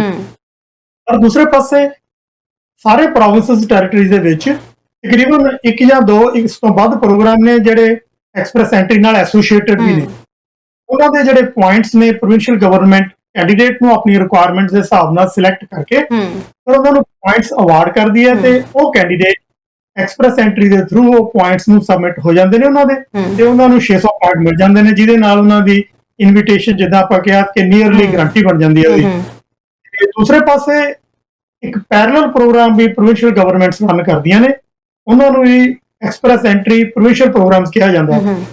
ਉਹਦੇ ਵਿੱਚ ਉਹ ਆਪਣੇ ਸਪੈਸ਼ਲ ਡਰਾਪ ਪ੍ਰੋਵਿੰਸ ਵਾਈਜ਼ ਕਰਦੇ ਨੇ ਜਿਹੜੇ ਸਿਲੈਕਟਡ ਕੈਂਡੀਡੇਟਸ ਜਿਹੜੇ ਐਲੀਜੀਬਿਲਟੀ ਰਿਕੁਆਇਰਮੈਂਟਸ ਨੂੰ ਮੀਟ ਕਰਦੇ ਨੇ, ਉਹ ਕੈਂਡੀਡੇਟ ਨੇ ਜਿਹੜੇ ਉਹ ਫਿਰ ਪ੍ਰੋਵਿੰਸ਼ੀਅਲ ਪ੍ਰੋਗਰਾਮ ਦੇ ਵਿੱਚ ਅਪਲਾਈ ਕਰਦੇ ਨੇ ਇਮੀਗ੍ਰੇਸ਼ਨ ਦੇ ਲਈ ਤੇ ਜਦੋਂ ਉਹਨਾਂ ਦੀ ਅਪਰੂਵਲ ਹੋ ਜਾਂਦੀ ਹੈ ਫਿਰ ਉਹ ਫੈਡਰਲ ਗਵਰਨਮੈਂਟ ਦੇ ਵਿੱਚ ਪਰਮਾਨੈਂਟ ਰੈਜ਼ੀਡੈਂਸੀ ਦੇ ਲਈ ਐਪਲੀਕੇਸ਼ਨ ਸਬਮਿਟ ਕਰਦੇ ਨੇ ਤੇ ਉਹ ਥਰੂ ਹੁੰਦੀ ਹੈ ਉਹਦੇ ਵਿੱਚ ਮੈਡੀਕਲ ਸਿਕਿਉਰਿਟੀ ਬਾਇਓਮੈਟ੍ਰਿਕਸ ਵਗੈਰਾ ਫੈਡਰਲ ਗਵਰਨਮੈਂਟ ਚੈੱਕ ਕਰਦੀ ਹੈ ਤੇ ਉਹਦੇ ਆਧਾਰ ਦੇ ਉੱਤੇ ਉਹਨਾਂ ਨੂੰ ਇਮੀਗ੍ਰੇਸ਼ਨ ਮਿਲਦੀ ਹੈ।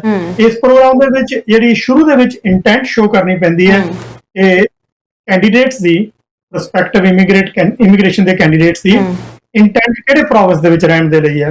ਜੇ ਉਹ ਇੱਕ ਪਾਰਟਿਕੂਲਰ ਪ੍ਰੋਵਿੰਸ ਦੇ ਵਿੱਚ ਰਹਿੰਦੇ ਨੇ ਉੱਥੇ ਉਹ ਅਪਲਾਈ ਕਰ ਸਕਦੇ ਨੇ, ਪਰ ਜਦੋਂ ਉਹਨਾਂ ਨੂੰ ਵੀਜ਼ਾ ਮਿਲ ਜਾਂਦਾ ਜੇ ਬਾਰਡਰ ਤੇ ਆ ਕੇ ਪੁਆਇੰਟ ਆਫ ਐਂਟਰੀ ਤੇ ਆ ਕੇ 에ਅਰਪੋਰਟ ਤੇ ਆ ਕੇ ਕਹਿ ਦਿੰਦੇ ਨੇ ਕਿ ਅਸੀਂ ਉਸ ਪ੍ਰੋਵਿੰਸ ਨਹੀਂ ਜਾਣਾ ਤਾਂ ਉਹਨਾਂ ਦਾ ਉਹ ਜਿਹੜਾ ਪਰਮਾਨੈਂਟ ਰੈਜ਼ੀਡੈਂਸੀ ਮਿਲੀ ਹੈ ਉਹ ਕੈਂਸਲ ਵੀ ਹੋ ਸਕਦੀ ਹੈ। ਇਹ ਲੋਕਾਂ ਨੂੰ ਇਸ ਚੀਜ਼ ਦਾ ਗਿਆਨ ਨਹੀਂ ਹੈ ਕਿ ਉਹ ਪਰਮਾਨੈਂਟ ਰੈਜ਼ੀਡੈਂਸੀ ਮਿਲਣ ਤੋਂ ਬਾਅਦ ਕੈਨੇਡਾ ਜਦੋਂ ਉਹਨਾਂ ਨੇ ਲੈਂਡ ਕਰਨਾ, ਜਦੋਂ ਉਹਨਾਂ ਦੀ ਪਰਮਾਨੈਂਟ ਰੈਜ਼ੀਡੈਂਸੀ ਕਨਫਰਮ ਹੁੰਦੀ ਹੈ ਕੈਨੇਡਾ 'ਚ, ਉਦੋਂ ਪਹਿਲਾਂ ਉਹ ਗਲਤੀ ਕਰ ਬੈਠਦੇ ਨੇ ਕਿ ਜੀ ਮੇਰੀ ਰਿਲੇਟਿਵ ਦਾ ਟੋਰਾਂਟੋ ਰਹਿੰਦੇ ਨੇ, ਮੈਂ ਟੋਰਾਂਟੋ ਜਾਣਾ। ਹੋਲਡ ਕਰਿਓ ਕਾਲਰ ਪਲੀਜ਼, 1 ਮਿੰਟ ਲਈ ਹੋਲਡ ਕਰਿਓ। ਜੀ ਸਰ,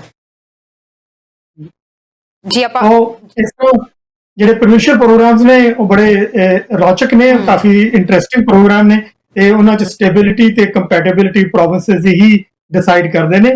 ਕਈ ਪ੍ਰੋਵਿੰਸਸ ਦੇ ਵਿੱਚ ਜਿਹੜੀ LMIA ਉਹਦੀ ਲੋੜ ਹੈ, ਕਈਆਂ ਦੇ ਵਿੱਚ ਸਿਰਫ ਇਕੱਲੀ ਜੌਬ ਆਫਰ ਹੀ ਚਾਹੀਦੀ ਹੈ, LMIA ਦੀ ਲੋੜ ਹੀ ਹੈ ਨਹੀਂ ਉਹਨਾਂ ਨੂੰ ਸਿਸਟਮ ਦੇ ਵਿੱਚ ਅਪਲਾਈ ਕਰਨ ਦੇ ਲਈ। ਇਹਦੇ ਬਾਰੇ ਆਪਾਂ ਗੱਲਬਾਤ ਕਰਾਂਗੇ। ਇੱਕ ਕਾਲਰ ਜੁੜ ਗਏ ਨੇ, ਅਸੀਂ ਉਹਨਾਂ ਦਾ ਪਹਿਲਾ ਸਵਾਲ ਲੈ ਲਈਏ। ਸਤਿ ਸ਼੍ਰੀ ਅਕਾਲ ਜੀ, ਕਿੱਥੋਂ ਬੋਲ ਰਹੇ ਹੋ, ਕੀ ਕਹਿਣਾ ਚਾਹੁੰਦੇ ਹੋ? ਸਤਿ ਸ਼੍ਰੀ ਅਕਾਲ ਜੀ, ਮੈਂ ਬ੍ਰਾਂਪਟਨ ਤੋਂ ਬੋਲ ਰਹੀ ਹਾਂ ਜੀ। ਮੇਰਾ ਇਹ ਕੁਐਸਚਨ ਸੀਗਾ, ਮੇਰੀ ਸਟੱਡੀ ਨੈਕਸਟ ਮੰਥ ਵਿੱਚ ਫਿਨਿਸ਼ ਹੋਣ ਵਾਲੀ ਹੈ ਤੇ ਮੈਂ ਆਪਣਾ ਵਰਕ ਵੀਜ਼ਾ ਕਦੋਂ ਤੱਕ ਅਪਲਾਈ ਕਰ ਸਕਦੀ ਹਾਂ? ਜੀ, ਨੈਕਸਟ ਮੰਥ ਤੁਹਾਡੀ ਸਟੱਡੀ ਫਿਨਿਸ਼ ਹੋਣ ਵਾਲੀ ਹੈ ਤੇ ਕਦੋਂ ਤੱਕ ਵਰਕ ਵੀਜ਼ਾ ਤੁਸੀਂ ਅਪਲਾਈ ਕਰ ਸਕਦੇ ਹੋ? ਜੀ ਮਿਸਟਰ ਗਰੇਵਾਲ ਕੁਝ ਪੁੱਛਣਾ ਜਾਂ ਆਪਾਂ ਆਨਸਰ ਦਈਏ ਇਸ ਤੋਂ ਬਾਅਦ? ਆਪਾਂ ਕੁਇਕਲੀ ਦੱਸ ਦਿੰਦੇ ਜੇ ਤੁਸੀਂ ਆਨਸਰ ਚਾਹੁੰਦੇ ਹੋ ਤੁਸੀਂ ਆਨਸਰ ਤੁਸੀਂ ਸੁਣ ਸਕਦੇ ਹੋ ਜੀ। ਕਾਲਰ ਤੁਸੀਂ ਟੀਵੀ ਸਕਰੀਨ ਤੇ ਆਨਸਰ ਸੁਣ ਸਕਦੇ ਹੋ। ਕਾਲ ਕਰਨ ਲਈ ਸ਼ੁਕਰੀਆ ਜੀ ਸਰ। ਆਪਾਂ ਪਹਿਲਾਂ ਨਾਲ ਆਨਸਰ ਦੇ ਦਈਏ ਫਿਰ ਆਪਾਂ ਨੈਕਸਟ ਆਪਣੇ ਟੌਪਿਕ ਨੂੰ ਕੰਟੀਨਿਊ ਕਰਦੇ ਹਾਂ।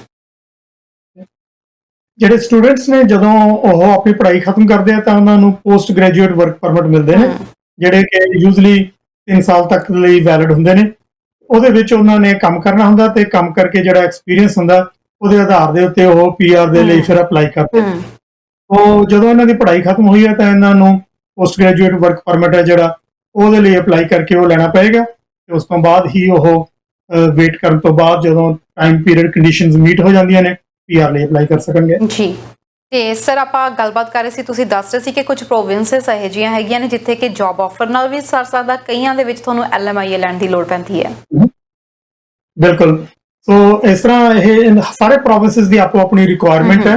ਜਦੋਂ ਕਿਸੇ ਵੀ ਕੈਂਡੀਡੇਟ ਨੇ ਕਦੇ ਅਪਲਾਈ ਕਰਨਾ ਤਾਂ ਉਹਨਾਂ ਨੂੰ ਪ੍ਰੋਵਿੰਸ ਦੇ ਉੱਤੇ ਉਹਨਾਂ ਦੀ ਵੈਬਸਾਈਟ ਦੇ ਉੱਤੋਂ ਇਨਫੋਰਮੇਸ਼ਨ ਮਿਲ ਸਕਦੀ ਹੈ, ਪਰ ਕਿਉਂਕਿ ਡਿਟੇਲਡ ਇਨਫੋਰਮੇਸ਼ਨ ਦੀ ਜ਼ਰੂਰਤ ਹੁੰਦੀ ਹੈ, ਸਿਸਟਮੈਟਿਕਲੀ ਅਪਲਾਈ ਕਰਨਾ ਪੈਂਦਾ, ਇਸ ਕਰਕੇ ਉਹਨਾਂ ਨੂੰ ਪ੍ਰੋਫੈਸ਼ਨਲ ਹੈਲਪ ਲੈਣ ਦੀ ਵੀ ਲੋੜ ਮਹਿਸੂਸ ਹੋ ਸਕਦੀ ਹੈ। ਜੀ ਬਿਲਕੁਲ ਸਰ, ਮੇਰੇ ਕੁਝ ਹੋਰ ਸਵਾਲ ਨੇ ਐਕਸਪ੍ਰੈਸ ਐਂਟਰੀ ਨੂੰ ਲੈ ਕੇ ਤੇ ਨਾਲ PNP ਨੂੰ ਲੈ ਕੇ। ਐਕਸਪ੍ਰੈਸ ਐਂਟਰੀ ਲਗਾਉਣ ਤੋਂ ਬਾਅਦ ਕੀ ਪੂਰਾ ਪ੍ਰੋਸੈਸ ਹੁੰਦਾ ਇਹਦੇ ਬਾਰੇ ਜਾਣਾਂਗੇ, ਪਰ ਇੱਥੇ ਇੱਕ ਛੋਟੇ ਜਿਹੇ ਬ੍ਰੇਕ ਲਈ ਰੁਕ ਰਹੇ ਹਾਂ। ਬ੍ਰੇਕ ਤੋਂ ਬਾਅਦ ਆਪਾਂ ਵਾਪਸ ਆਵਾਂਗੇ ਤੇ ਫਿਰ ਐਕਸਪ੍ਰੈਸ ਐਂਟਰੀ ਦੇ ਬਾਕੀ ਪਹਿਲੂਆਂ ਦੇ ਬਾਰੇ ਵੀ ਆਪਾਂ ਚਰਚਾ ਕਰਾਂਗੇ, ਪਰ ਬ੍ਰੇਕ ਤੋਂ ਬਾਅਦ।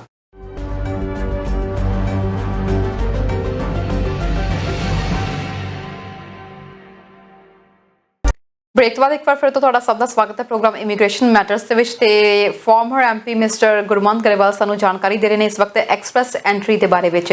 ਸੋ ਤੁਹਾਡਾ ਕੋਈ ਸਵਾਲ ਹੈਗਾ ਇਸ ਵਕਤ ਸਾਨੂੰ ਲਾਈਵ ਪ੍ਰੋਗਰਾਮ ਵਿੱਚ ਕਾਲ ਕਰ ਸਕਦੇ ਹੋ ਸਰ ਬ੍ਰੇਕ ਤੇ ਜਾਣ ਤੋਂ ਪਹਿਲਾਂ ਜਿਵੇਂ ਕਿ ਮੈਂ ਗੱਲ ਕਰ ਰਹੀ ਸੀ ਐਕਸਪ੍ਰੈਸ ਐਂਟਰੀ ਦੇ ਬਾਰੇ ਵਿੱਚ, ਮੈਂ ਇਹ ਜ਼ਰੂਰ ਜਾਣਨਾ ਚਾਹੁੰਦੀ ਹਾਂ ਕਿ ਐਕਸਪ੍ਰੈਸ ਐਂਟਰੀ ਦਾ ਜਿਹੜਾ ਇਹ ਡਰਾ ਨਿਕਲਦਾ ਆ ਇਹਦੇ ਵਿੱਚ ਕੀ ਸਿਸਟਮ ਹੁੰਦਾ, ਕੀ ਪੜਾਅ ਹੁੰਦੇ ਨੇ?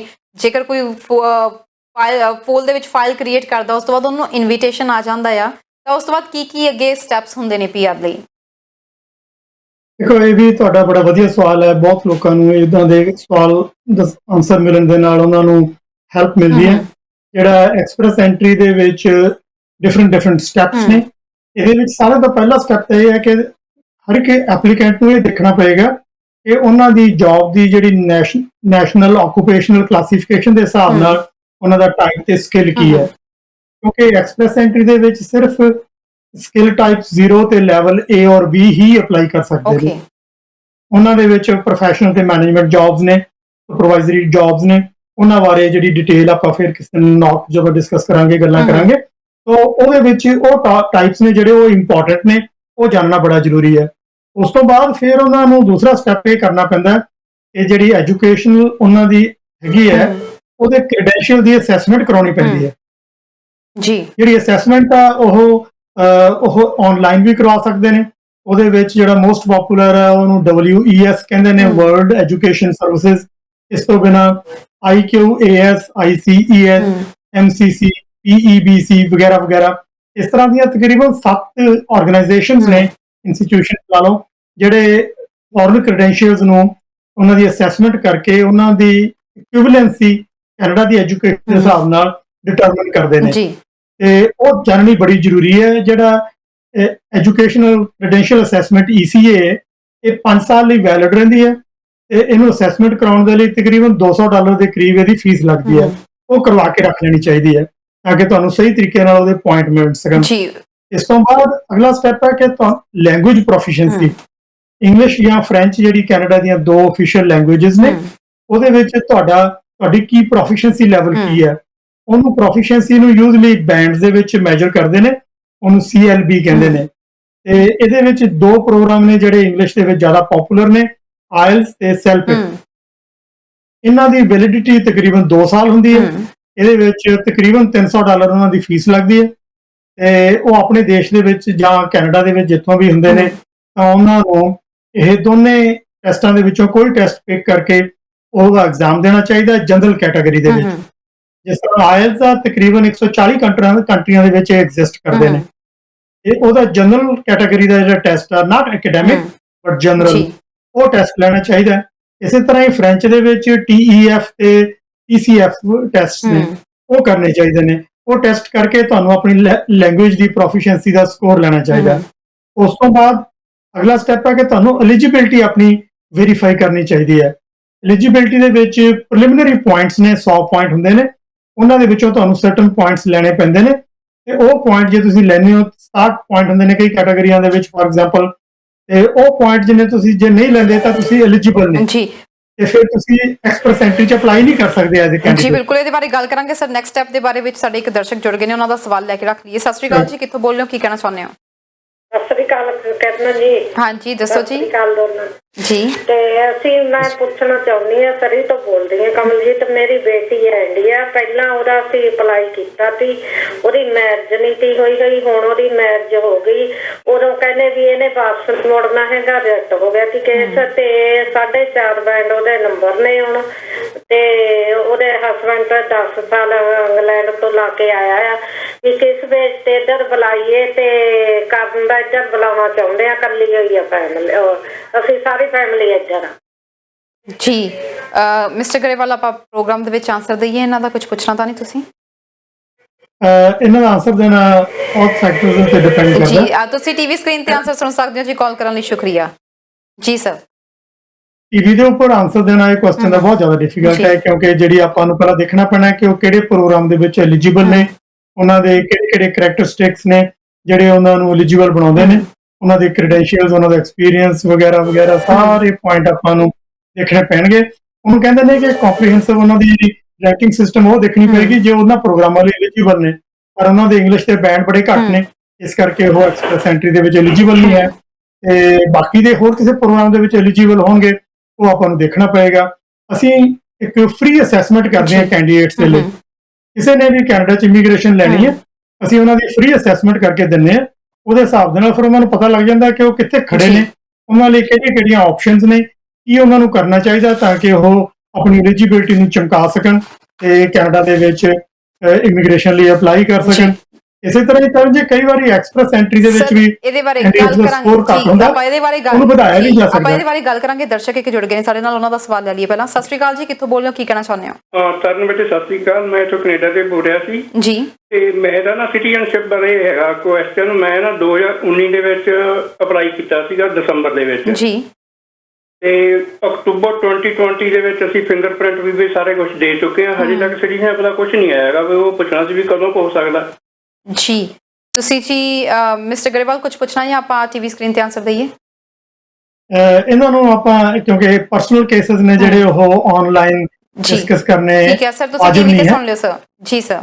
ਹਾਂ, ਤੇ ਤੁਸੀਂ ਪਲੀਜ਼ ਕਾਲ ਕਰ ਲਿਓ ਤੇ ਤੁਹਾਨੂੰ ਅਸੀਂ ਵਿਦਆਊਟ ਚਾਰਜਿੰਗ ਯੂ ਐਨੀਥਿੰਗ ਤੁਹਾਨੂੰ ਇਹਦੇ ਬਾਰੇ ਸਾਰਾ ਦੱਸ ਦਿੰਦੇ। ਬਿਲਕੁਲ ਸਰ। ਸਰ ਆਪਾਂ ਐਕਸਪ੍ਰੈਸ ਐਂਟਰੀ ਦੇ ਬਾਰੇ ਗੱਲ ਕਰ ਰਹੇ ਸੀ, ਤੁਸੀਂ ਇਹ ਵੀ ਨਾਲ ਗੱਲ ਕਰ ਰਹੇ ਸੀਗੇ ਕਿ ਜਿਨ੍ਹਾਂ ਦੇ ਐਕਸਪ੍ਰੈਸ ਐਂਟਰੀ ਦੇ ਵਿੱਚ ਸਕੋਰਸ ਘੱਟ ਹੋਣ ਤੇ ਕੀ ਉਹਨਾਂ ਨੂੰ ਵਧਾਇਆ ਵੀ ਜਾ ਸਕਦਾ ਹੈ। ਇਹਦੇ ਬਾਰੇ ਗੱਲ ਕਰਾਂਗੇ। ਪਹਿਲਾਂ ਐਕਸਪ੍ਰੈਸ ਐਂਟਰੀ ਦੇ ਪੂਰੇ ਪੜਾਵਾਂ ਦੇ ਬਾਰੇ ਗੱਲ ਕਰ ਲਈਏ। ਤੁਸੀਂ ਦੱਸ ਰਹੇ ਸੀ ਕਿ ਵੈਸਟ ਜ਼ਰੂਰੀ ਹੈ ਕਰਵਾਉਣੀ, ਲੈਂਗੁਏਜ ਪ੍ਰੋਫੈਂਸ਼ੀ ਟੈਸਟ ਹੋਣਾ ਜ਼ਰੂਰੀ ਹੈ। ਇਸ ਤੋਂ ਇਲਾਵਾ ਹੋਰ ਕਿਹੜੇ ਪਹਿਲੂ ਨੇ ਜਿਨ੍ਹਾਂ ਨੂੰ ਦੇਖਣਾ ਜ਼ਰੂਰੀ ਹੈ ਐਕਸਪ੍ਰੈਸ ਐਂਟਰੀ ਦੀ ਜਦੋਂ ਤੁਹਾਨੂੰ ਇਨਵੀਟੇਸ਼ਨ ਆ ਜਾਂਦਾ ਆ? ਜੀ ਬਿਲਕੁਲ, ਜਿਸ ਤਰ੍ਹਾਂ ਆਪਾਂ ਡਿਸਕਸ ਕੀਤਾ ਕਿ ਪਹਿਲਾਂ ਨੌਕ ਵਗੈਰਾ ਦੇਖਣਾ ਚਾਹੀਦਾ, ਫਿਰ ਐਜੂਕੇਸ਼ਨ ਅਸੈਸਮੈਂਟ ਕਰਨੀ ਚਾਹੀਦੀ ਹੈ, ਫਿਰ ਲੈਂਗੁਏਜ ਪ੍ਰੋਫੀਸ਼ੀਐਂਸੀ, ਫਿਰ ਐਲੀਜੀਬਿਲਟੀ ਦੇਖਣੀ ਚਾਹੀਦੀ ਹੈ। ਉਸ ਤੋਂ ਬਾਅਦ CRS ਸਕੋਰ ਉਹਨਾਂ ਦਾ ਕਿੰਨਾ ਕੁ ਬਣਦਾ। ਸਾਨੂੰ ਅੰਦਾਜ਼ਾ ਲਾਉਣਾ ਚਾਹੀਦਾ ਕਿ CRS ਸਕੋਰ ਕਿੰਨਾ ਕੁ ਬਣਦਾ ਕਿ ਉਹ ਕੈਂਡੀਡੇਟ ਆਪਣੇ ਉਸ ਪ੍ਰੋਗਰਾਮ ਦੇ ਲਈ ਐਲੀਜੀਬਲ ਰਹਿਣ। ਵੈਸੇ 75 ਸਕੋਰ ਨੇ ਤਾਂ ਸਾਰਿਆਂ ਨੂੰ ਹੈਰਾਨ ਕਰ ਦਿੱਤਾ, ਇਸ ਕਰਕੇ CRS ਸਕੋਰ ਜਿਹੜਾ ਉਹਦੇ ਤੇ ਇੰਨਾ ਧਿਆਨ ਨਹੀਂ ਦੇਣਾ ਚਾਹੀਦਾ, ਪਰ ਅਪਲਾਈ ਕਰਕੇ ਆਪਣਾ ਨਾਮ ਪੂਲ ਦੇ ਵਿੱਚ ਜ਼ਰੂਰ ਪਾਉਣਾ ਚਾਹੀਦਾ। CRS ਸਕੋਰ ਨੂੰ ਵੱਧ ਤੋਂ ਵੱਧ ਵਧਾਉਣ ਦੇ ਲਈ ਕੋਸ਼ਿਸ਼ ਕਰਨੀ ਚਾਹੀਦੀ ਹੈ ਤੇ ਫਿਰ ਉਸ ਤੋਂ ਬਾਅਦ ਪੂਲ ਦੇ ਵਿੱਚ ਐਂਟਰ ਕਰਨਾ, ਕਿਉਂਕਿ ਪੂਲ ਦੇ ਵਿੱਚ ਉਹਨਾਂ ਲੋਕਾਂ ਦੇ ਡਰਾ ਨਿਕਲਣਾ ਜਿਨ੍ਹਾਂ ਨੇ ਪੂਲ ਦੇ ਵਿੱਚ ਆਪਣਾ ਪ੍ਰੋਫਾਈਲ ਬਿਲਡ ਕੀਤਾ ਤੇ ਐਂਟਰੀ ਕੀਤੀ ਹੋਈ ਹੈ। ਸੋ ਇਹ ਆਨਲਾਈਨ ਐਂਟਰੀ ਹੁੰਦੀ ਹੈ। ਸਾਡਾ ਆਫਿਸ ਹੈ, ਸਾਡੇ ਕੋਲੇ ਸਿਲੈਕਟਡ ਪ੍ਰੋਫੈਸ਼ਨਲਸ, ਵਧੀਆ ਪ੍ਰੋਫੈਸ਼ਨਲਸ ਦੀ ਟੀਮ ਹੈ। ਉਹ ਐਪਲੀਕੇਸ਼ਨ ਨੂੰ ਪੂਲ ਦੇ ਵਿੱਚ ਐਂਟਰ ਕਰਨ ਦੇ ਲਈ, ਸਾਰੇ ਡਾਕੂਮੈਂਟਸ ਨੂੰ ਪ੍ਰੋਪਰ ਦੇਖਣ ਦੇ ਲਈ ਪੂਰਾ ਧਿਆਨ ਦਿੰਦੇ ਨੇ। ਸੋ ਮੈਂ ਐਨਕਰੇਜ ਕਰਾਂਗਾ ਕਿ ਜਿਨ੍ਹਾਂ ਨੇ ਪੂਲ ਦੇ ਵਿੱਚ ਐਂਟਰ ਕਰਨਾ ਐਕਸਪ੍ਰੈਸ ਐਂਟਰੀ ਦੇ ਪੂਲ ਦੇ ਵਿੱਚ, ਉਹ ਸਾਨੂੰ ਸਾਡੇ ਆਫਿਸ ਨੂੰ ਜ਼ਰੂਰ ਕੰਟੈਕਟ ਕਰਨ।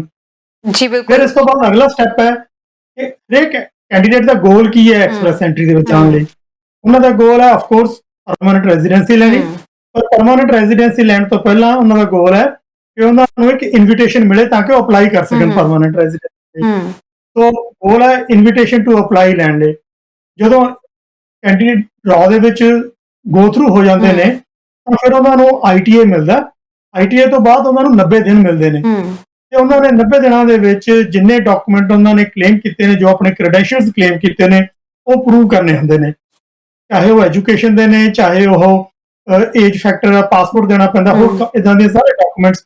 ਉਹਨਾਂ ਦੀ ਇੱਕ ਡਾਕੂਮੈਂਟ ਚੈੱਕ ਲਿਸਟ ਹੁੰਦੀ, ਉਹਦੇ ਹਿਸਾਬ ਦੇ ਨਾਲ ਉਹਨਾਂ ਨੂੰ ਸਾਰੇ ਡਾਕੂਮੈਂਟ ਨੇ ਜਿਹੜੇ ਲੈਂਗੁਏਜ ਦੇ ਵਗੈਰਾ ਜਿੰਨੇ ਵੀ ਮੈਂ ਮੈਂਸ਼ਨ ਕੀਤੇ ਪਹਿਲਾਂ, ਉਹ ਸਬਮਿਟ ਕਰਨੇ ਪੈਂਦੇ ਨੇ। ਤੇ ਉਹਨਾਂ ਡਾਕੂਮੈਂਟੇਸ਼ਨ ਸਬਮਿਟ ਕਰਨ ਦੇ ਵਿੱਚ ਜੇ ਕੋਈ ਗਲਤੀ ਹੋ ਜਾਂਦੀ ਹੈ ਤਾਂ ਬਣਿਆ ਬਣਾਇਆ ਕੇਸ ਫਿਰ ਖਰਾਬ ਹੋਣ ਦੇ ਚਾਂਸਸ ਹੋ ਜਾਂਦੇ ਨੇ। ਇਸ ਕਰਕੇ ਬਹੁਤ ਇਤਿਹਾਦ ਦੇ ਨਾਲ, ਬੜੇ ਧਿਆਨ ਦੇ ਨਾਲ ਉਹ ਡਾਕੂਮੈਂਟ ਜਿਹੜੇ ਨੇ ਪੂਰੀ ਤਰ੍ਹਾਂ ਕੰਪਲੀਟ ਸਬਮਿਟ ਕਰਨੇ ਚਾਹੀਦੇ ਨੇ। ਜੇ ਐਪਲੀਕੇਸ਼ਨ ਕੰਪਲੀਟ ਨਹੀਂ ਹੁੰਦੀ ਤਾਂ ਉਹ ਪ੍ਰੋਸੈਸ ਨਹੀਂ ਹੁੰਦੀ, ਰਿਟਰਨ ਹੋ ਜਾਂਦੀ ਹੈ। ਸੋ ਇਹ ਜਿਹੜਾ ਡਾਕੂਮੈਂਟੇਸ਼ਨ ਚੈੱਕਲਿਸਟ ਬੜੀ ਇੰਪੋਰਟੈਂਟ ਹੈ। ਇਸ ਤੋਂ ਬਾਅਦ ਇੱਕ ਇਹ ਵੀ ਪੁਆਇੰਟ ਸਾਹਮਣੇ ਰੱਖਣਾ ਚਾਹੀਦਾ ਕਿ ਜਦੋਂ ਤੁਹਾਨੂੰ ਇਨਵੀਟੇਸ਼ਨ ਮਿਲਦੀ ਹੈ ਤਾਂ ਉਹ ਇਨਵੀਟੇਸ਼ਨ 90 ਦਿਨ ਲਈ ਵੈਲਿਡ ਹੈ। ਜੇ ਤੁਸੀਂ 90 ਦਿਨਾਂ ਦੇ ਵਿੱਚ ਆਪਣੇ ਡਾਕੂਮੈਂਟ ਨਹੀਂ ਸਬਮਿਟ ਕੀਤੇ ਤਾਂ ਤੁਹਾਡੀ ਇਨਵੀਟੇਸ਼ਨ ਹੈ ਜਿਹੜੀ ਉਹ ਕੈਂਸਲ ਹੋ ਜਾਂਦੀ ਹੈ। ਸੋ ਇਸ ਕਰਕੇ ਤੁਹਾਨੂੰ ਡਾਕੂਮੈਂਟ ਸਬਮਿਟ ਕਰਨ ਤੋਂ ਪਹਿਲਾਂ ਨਾਲ ਐਕਨੋਲੇਜਮੈਂਟ ਵੀ ਕਰਨੀ ਪੈਂਦੀ ਹੈ ਕਿ ਅਸੀਂ ਜਿਹੜੀ ਐਕਨੋਲੇਜਮੈਂਟ ਆਫ ਰਿਸੀਟ ਉਹ ਤੁਹਾਨੂੰ ਭੇਜਣੀ ਪੈਂਦੀ ਹੈ ਤਾਂ ਕਿ ਤੁਹਾਡਾ ਜਿਹੜਾ ਨੰਬਰ ਹੈ ਕਿਤੇ ਕੈਂਸਲ ਨਾ ਹੋ ਜਾਏ। ਤੇ ਡਾਕੂਮੈਂਟ ਸਬਮਿਟ ਕਰਨ ਤੋਂ ਬਾਅਦ ਫਿਰ ਤੁਹਾਨੂੰ ਵੇਟ ਕਰਨਾ ਪੈਂਦਾ। ਤੁਹਾਨੂੰ ਜਦੋਂ ਲੈਂਡਿੰਗ ਦੇ ਲਈ ਡਾਕੂਮੈਂਟ ਮਿਲਦੇ ਨੇ, ਪਾਸਪੋਰਟ ਤੇ ਤੁਹਾਡੇ ਰਿਕੁਐਸਟ ਆ ਜਾਂਦੀ ਹੈ, ਫਿਰ ਤੁਹਾਨੂੰ PR ਮਿਲ ਜਾਂਦੀ ਹੈ। ਤੇ ਜਾਂ ਜਿਹੜੀ ਪ੍ਰੋਸੈਸ ਉਹ ਕੰਪਲੀਟ ਉਦੋਂ ਹੁੰਦੀ ਹੈ ਜਦੋਂ ਤੁਸੀਂ ਕੈਨੇਡਾ ਦੇ ਵਿੱਚ 에ਅਰਪੋਰਟ ਤੇ ਆ ਕੇ ਲੈਂਡ ਹੁੰਦੇ ਹੋ ਜਾਂ ਬਾਰਡਰ ਦੇ ਉੱਤੇ ਪੁਆਇੰਟ ਆਫ ਐਂਟਰੀ ਦੇ ਉੱਤੇ ਆ ਕੇ ਲੈਂਡ ਹੁੰਦੇ ਹੋ। ਸੋ ਇਹਨਾਂ ਸਾਰੇ ਪੁਆਇੰਟਾਂ ਦੇ ਉੱਤੇ ਧਿਆਨ ਦੇਣਾ ਬੜਾ ਜ਼ਰੂਰੀ ਹੈ। ਸਰ ਤੁਸੀਂ ਕਿਹਾ ਸੀ ਇਸ ਪ੍ਰੋਗਰਾਮ ਦੇ ਦੌਰਾਨ ਗੱਲਬਾਤ ਕਰਦੇ ਹੋਏ ਕਿ ਇਸ CRS ਸਕੋਰ ਨੂੰ ਵਧਾਇਆ ਵੀ ਜਾ ਸਕਦਾ ਹੈ। ਮੈਂ ਇਹਦੇ ਬਾਰੇ ਜ਼ਰੂਰ ਜਾਣਨਾ ਚਾਹੂੰਗੀ ਕਿਵੇਂ ਇਹ ਕੀਤਾ ਜਾ ਸਕਦਾ ਹੈ ਤੇ ਇਹਦੇ ਵਿੱਚ ਕੰਸਲਟੈਂਟਸ ਕਿਸ ਤਰੀਕੇ ਨਾਲ ਹੈਲਪ ਕਰ ਸਕਦੇ ਨੇ। ਸੋ ਬਟ ਇੱਕ ਕਾਲਰ ਜੁੜ ਕੇ ਨੇ, ਪਹਿਲਾਂ ਉਹਨਾਂ ਦਾ ਸਵਾਲ ਲੈ ਲਈਏ। ਸਤਿ ਸ਼੍ਰੀ ਅਕਾਲ ਜੀ, ਕਿੱਥੋਂ ਬੋਲ ਰਹੇ ਹੋ, ਕੀ ਕਹਿਣਾ ਚਾਹੁੰਦੇ ਹੋ? ਸੌਰੀ ਕਹਿੰਦਾ ਜੀ, ਮੈਂ ਉਹ ਜਦੋਂ ਪਹਿਲਾਂ ਫੋਨ ਕੀਤਾ ਦੱਸਣਾ ਭੁੱਲ ਗਈ, ਜਿਹੜਾ ਪਹਿਲਾਂ ਕੀਤਾ ਮੇਰੀ ਬੇਟੀ ਦਾ GNM ਕੀਤੀ ਹੋਈ ਹੈ। ਤੁਸੀਂ ਮਿਸਟਰ ਗਰੇਵਾਲ ਉਹਨਾਂ ਦਾ ਨੰਬਰ ਲਿਖਿਆ ਹੋਇਆ, ਉੱਥੇ ਕਾਲ ਕਰ ਲਿਓ, ਤੁਹਾਡੀ ਫ੍ਰੀ ਦੇ ਵਿੱਚ ਤੁਹਾਡੀ ਬੇਟੀ ਦੀ ਅਸੈਸਮੈਂਟ ਕਰਕੇ ਦੇਣਗੇ ਕਿ ਕੀ ਇਸ ਵਕਤ ਤੁਹਾਡੀ ਬੇਟੀ ਲਈ ਆਪਸ਼ਨ ਹੋ ਸਕਦੇ ਆ। ਤੁਸੀਂ ਉਹਨਾਂ ਨਾਲ ਪ੍ਰੋਗਰਾਮ ਖਤਮ ਹੋਣ ਤੋਂ ਬਾਅਦ ਜੀ ਬਹੁਤ ਬਹੁਤ ਸ਼ੁਕਰੀਆ ਜੀ ਕਾਲ ਕਰਨ ਲਈ। ਸੋ ਅਸੀਂ ਗੱਲਬਾਤ ਕਰ ਰਹੇ ਸੀ। ਸਰ ਮੈਂ ਪੁੱਛਣਾ ਚਾਹੁੰਦੀ ਹਾਂ CRS ਸਕੋਰਸ ਨੂੰ ਵਧਾਇਆ ਕਿਵੇਂ ਜਾ ਸਕਦਾ ਹੈ, ਕਿਉਂਕਿ ਬਹੁਤ ਸਾਰੇ ਦਰਸ਼ਕ ਇਸ ਵਕਤ ਇਹਦੇ ਬਾਰੇ ਜਾਣਨਾ ਜ਼ਰੂਰ ਚਾਹੁੰਦੇ ਹੋਣਗੇ। ਹਾਂਜੀ ਬਿਲਕੁਲ, ਇਹ ਬੜਾ ਰੌਚਕ ਤੇ ਜ਼ਰੂਰੀ ਕੁਐਸਚਨ ਹੈ। ਜਿਹੜਾ CRS ਦਾ ਸਕੋਰ ਹੈ, ਕਿਉਂਕਿ ਕੁਆਂਟੀਟੇਟਿਵ ਹੈ, ਇਹ ਨੰਬਰ ਮਿਲਦੇ ਨੇ, ਨੰਬਰਾਂ ਨੂੰ ਮੈਨੂਪੂਲੇਟ ਨਹੀਂ ਕੀਤਾ ਜਾ ਸਕਦਾ। ਜੋ ਨੰਬਰ ਨੇ ਉਨੇ ਹੀ ਮਿਲਣੇ ਨੇ, ਪਰ ਤੁਸੀਂ ਨੰਬਰ ਲੈਣ ਦੀ ਐਬਿਲਿਟੀ ਜਿਹੜੀ ਉਹਨੂੰ ਕੰਟਰੋਲ ਕਰ ਸਕਦੇ ਹੋ। ਫਾਰ ਐਗਜ਼ਾਮਪਲ ਤੁਹਾਡੇ ਲੈਂਗੁਏਜ ਪ੍ਰੋਫੀਸ਼ੀਐਂਸੀ, ਜੇ ਤੁਹਾਡੇ 7 ਬੈਂਡ ਨੇ ਜਾਂ ਤੁਹਾਡੇ 6 ਬੈਂਡ ਨੇ, ਜੇ ਤੁਸੀਂ ਵੱਧ ਬੈਂਡ ਲਾ ਜਾਂਦੇ ਤਾਂ ਤੁਹਾਨੂੰ ਨੰਬਰਾਂ ਦਾ ਬਹੁਤ ਜ਼ਿਆਦਾ ਫਰਕ ਪੈ ਜਾਂਦਾ। ਸੋ ਨੰਬਰ ਜਿਹੜੇ ਨੇ CLB ਦੇ ਬੈਂਡਸ ਨੇ, ਉਹ ਤੁਹਾਡੀ ਇੰਗਲਿਸ਼ ਜਾਂ ਫ੍ਰੈਂਚ ਦੀ ਪ੍ਰੋਫੀਸ਼ੀਐਂਸੀ ਉਹਦੇ ਤੇ ਡਿਪੈਂਡ ਕਰਦਾ ਹੈ। ਜੇ ਤੁਸੀਂ ਇੱਕ ਵਾਰੀ ਐਕਸਪ੍ਰੈਸ ਐਂਟਰੀ ਦੇ ਪੂਲ ਦੇ ਵਿੱਚ ਆਪਣਾ ਪ੍ਰੋਫਾਈਲ ਐਂਟਰ ਕਰ ਲਿਆ ਤੇ ਤੁਸੀਂ ਫਿਰ ਵੀ ਸਕੋਰ ਆਪਣਾ ਇੰਪਰੂਵ ਕਰ ਸਕਦੇ ਹੋ। ਸੋ ਪਹਿਲਾਂ ਤਾਂ ਲੈਂਗੁਏਜ ਦਾ ਸਕੋਰ, ਉਹਨੂੰ ਦੁਬਾਰਾ ਟੈਸਟ ਲੈ ਸਕਦੇ ਹੋ ਤੁਸੀਂ, ਤੇ ਦੁਬਾਰਾ ਟੈਸਟ ਲੈ ਕੇ ਨਵੀਂ ਰਿਪੋਰਟ ਦਾ ਸਕੋਰ ਹੈ ਜਿਹੜਾ, ਉਹਦੇ ਆਧਾਰ ਦੇ ਉੱਤੇ ਆਪਣੇ ਜਿਹੜਾ CRS ਦਾ ਸਕੋਰ ਵਧਾ ਸਕਦੇ ਹੋ। ਇਸੇ ਤਰ੍ਹਾਂ ਹੀ ਇੰਪਲੋਇਮੈਂਟ ਆਫਰ ਹੈ, ਜਿਹੜੀ ਜੌਬ ਆਫਰ ਹੈ, ਉਹਦੇ ਵੀ ਨੰਬਰ ਮਿਲਦੇ ਨੇ। ਜਿਹੜੇ ਆਪਾਂ ਪਹਿਲਾਂ ਡਿਸਕਸ ਕੀਤਾ ਸੀ ਕਿ ਐਡੀਸ਼ਨਲ ਪੁਆਇੰਟਸ ਨੇ ਜਿਹੜੇ 600 ਪੁਆਇੰਟ, ਉਹਨਾਂ ਦੇ ਵਿੱਚੋਂ ਜੌਬ ਆਫਰ ਦੇ 50 ਪੁਆਇੰਟ ਨੇ। ਸੋ ਜੇ ਤੁਸੀਂ ਇੰਪਲੋਇਮੈਂਟ ਓਪਰਚੁਨਿਟੀਜ਼ ਦੇ ਉੱਤੇ ਨਿਗਾਹ ਰੱਖਦੇ ਹੋ, ਜੌਬ ਬੈਂਕ ਦੇ ਵਿੱਚ ਅਪਲਾਈ ਕਰਦੇ ਹੋ, ਜਾਂ ਹੋਰ ਇਸ ਤਰ੍ਹਾਂ ਬੜੇ ਸਾਧਨ ਨੇ ਜਿੱਥੇ ਤੁਹਾਨੂੰ ਜੌਬ ਓਪਰਚੁਨਿਟੀਜ਼ ਦੇ ਉੱਤੇ ਦੇਖਣਾ ਚਾਹੀਦਾ। ਇਸੇ ਕਰਕੇ ਜਿਹੜੇ ਪ੍ਰੋਫੈਸ਼ਨਲ ਕੰਸਲਟੈਂਟਸ ਨੇ, ਉਹ ਜੌਬ ਓਪਰਚੁਨਿਟੀਜ਼ ਦੇ ਉੱਤੇ ਜ਼ਿਆਦਾ ਧਿਆਨ ਰੱਖਦੇ ਨੇ। ਉਹਨਾਂ ਨੂੰ ਪਤਾ ਹੁੰਦਾ ਕਿ ਜੌਬ ਓਪਰਚੁਨਿਟੀਜ਼ ਕਿੱਥੇ ਨੇ, ਕਿਸੇ ਕੈਂਡੀਡੇਟ ਦਾ ਪ੍ਰੋਫਾਈਲ ਕਿਸ ਤਰੀਕੇ ਦੇ, ਜਿਹੜੇ ਜੌਬ ਐਕਸਪੀਡਾਈਟਿੰਗ ਓਪਰਚੁਨਿਟੀਜ਼ ਨੇ, ਉਹਨਾਂ ਤੇ ਕਿਸ ਤਰੀਕੇ ਨਾਲ ਪਾਉਣਾ।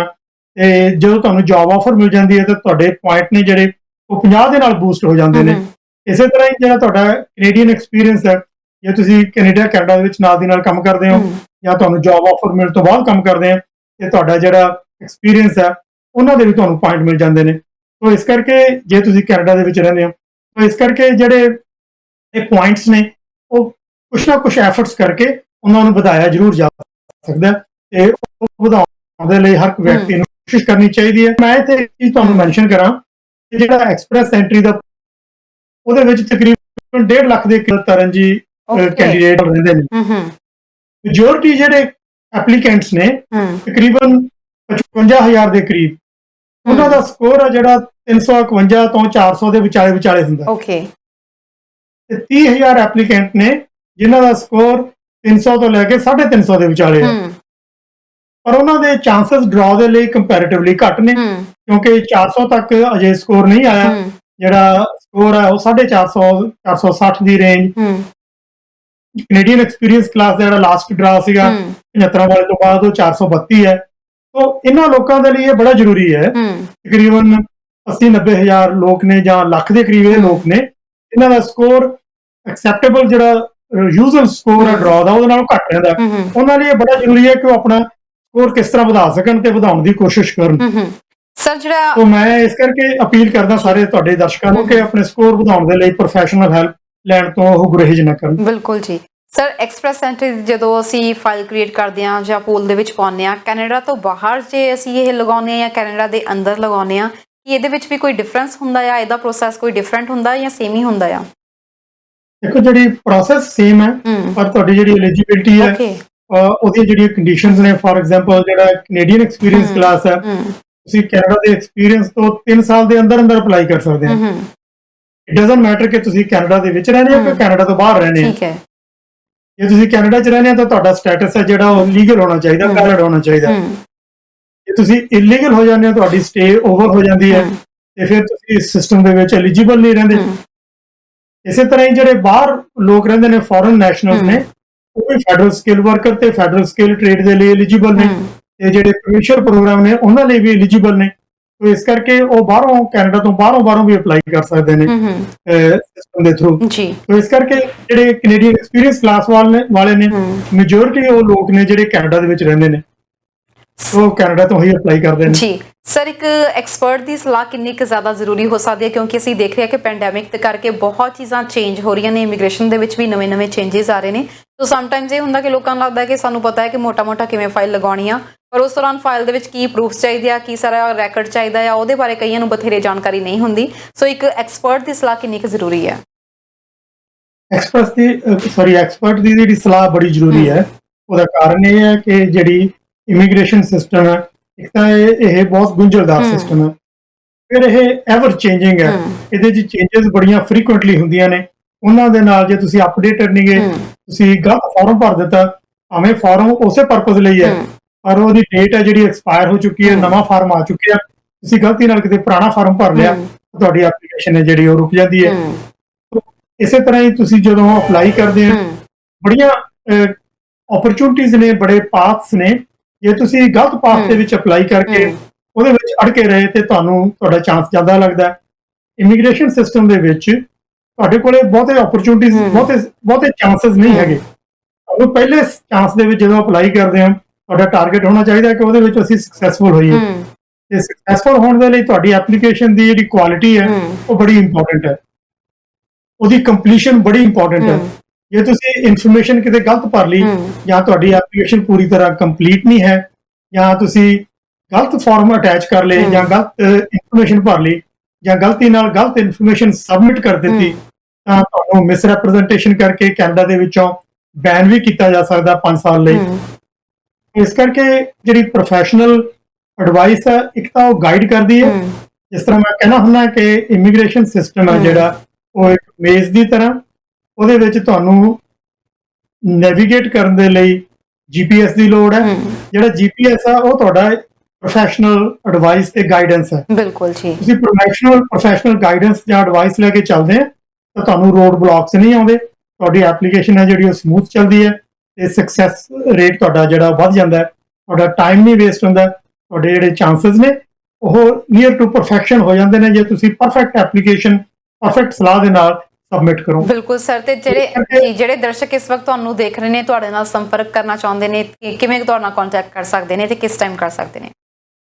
ਮੈਨੂੰ ਜਿਹੜਾ ਟੈਲੀਫੋਨ ਨੰਬਰ ਹੈ ਉਹਦੇ ਤੇ WhatsApp ਵੀ ਹੈ, ਉਹਦੇ ਤੇ ਉਹ ਕਾਲ ਵੀ ਕਰ ਸਕਦੇ ਨੇ, WhatsApp ਨਾਲ ਆਪਣੀ ਇਨਫੋਰਮੇਸ਼ਨ ਪ੍ਰੋਵਾਈਡ ਕਰ ਸਕਦੇ ਨੇ, ਸਾਨੂੰ ਉਹ ਈਮੇਲ ਕਰ ਸਕਦੇ ਨੇ। ਸਾਡਾ ਜਿਹੜਾ ਵੈਬਸਾਈਟ ਹੈ ਉਹਦੇ ਤੇ ਕਾਫੀ ਈਜ਼ੀ ਐਕਸੈਸ ਹੈ, ਨਾਲੇ ਤਾਂ ਉਹਦੇ ਤੇ ਬਹੁਤ ਵਧੀਆ ਇਨਫੋਰਮੇਸ਼ਨ ਹੈ ਜਾਣਕਾਰੀ ਦੇ ਲਈ, ਤੇ ਨਾਲੇ ਉਹਦੇ ਤੇ ਐਕਸੈਸ ਸਾਨੂੰ ਕਰਨ ਦੇ ਲਈ ਬਟਨਸ ਨੇ। ਤੁਸੀਂ ਸਾਡੇ ਨਾਲ ਚੈਟ ਕਰਨੀ ਹੈ, ਫ੍ਰੀ ਅਸੈਸਮੈਂਟ ਕਰਵਾਉਣੀ ਹੈ, ਜਾਂ WhatsApp ਕਾਲ ਕਰਨੀ ਹੈ, ਈਮੇਲ ਭੇਜਣੀ ਹੈ, ਤਾਂ ਸਾਡੇ ਵੈਬਸਾਈਟ ਤੋਂ ਤੁਸੀਂ ਐਕਸੈਸ ਲੈ ਸਕਦੇ ਹੋ।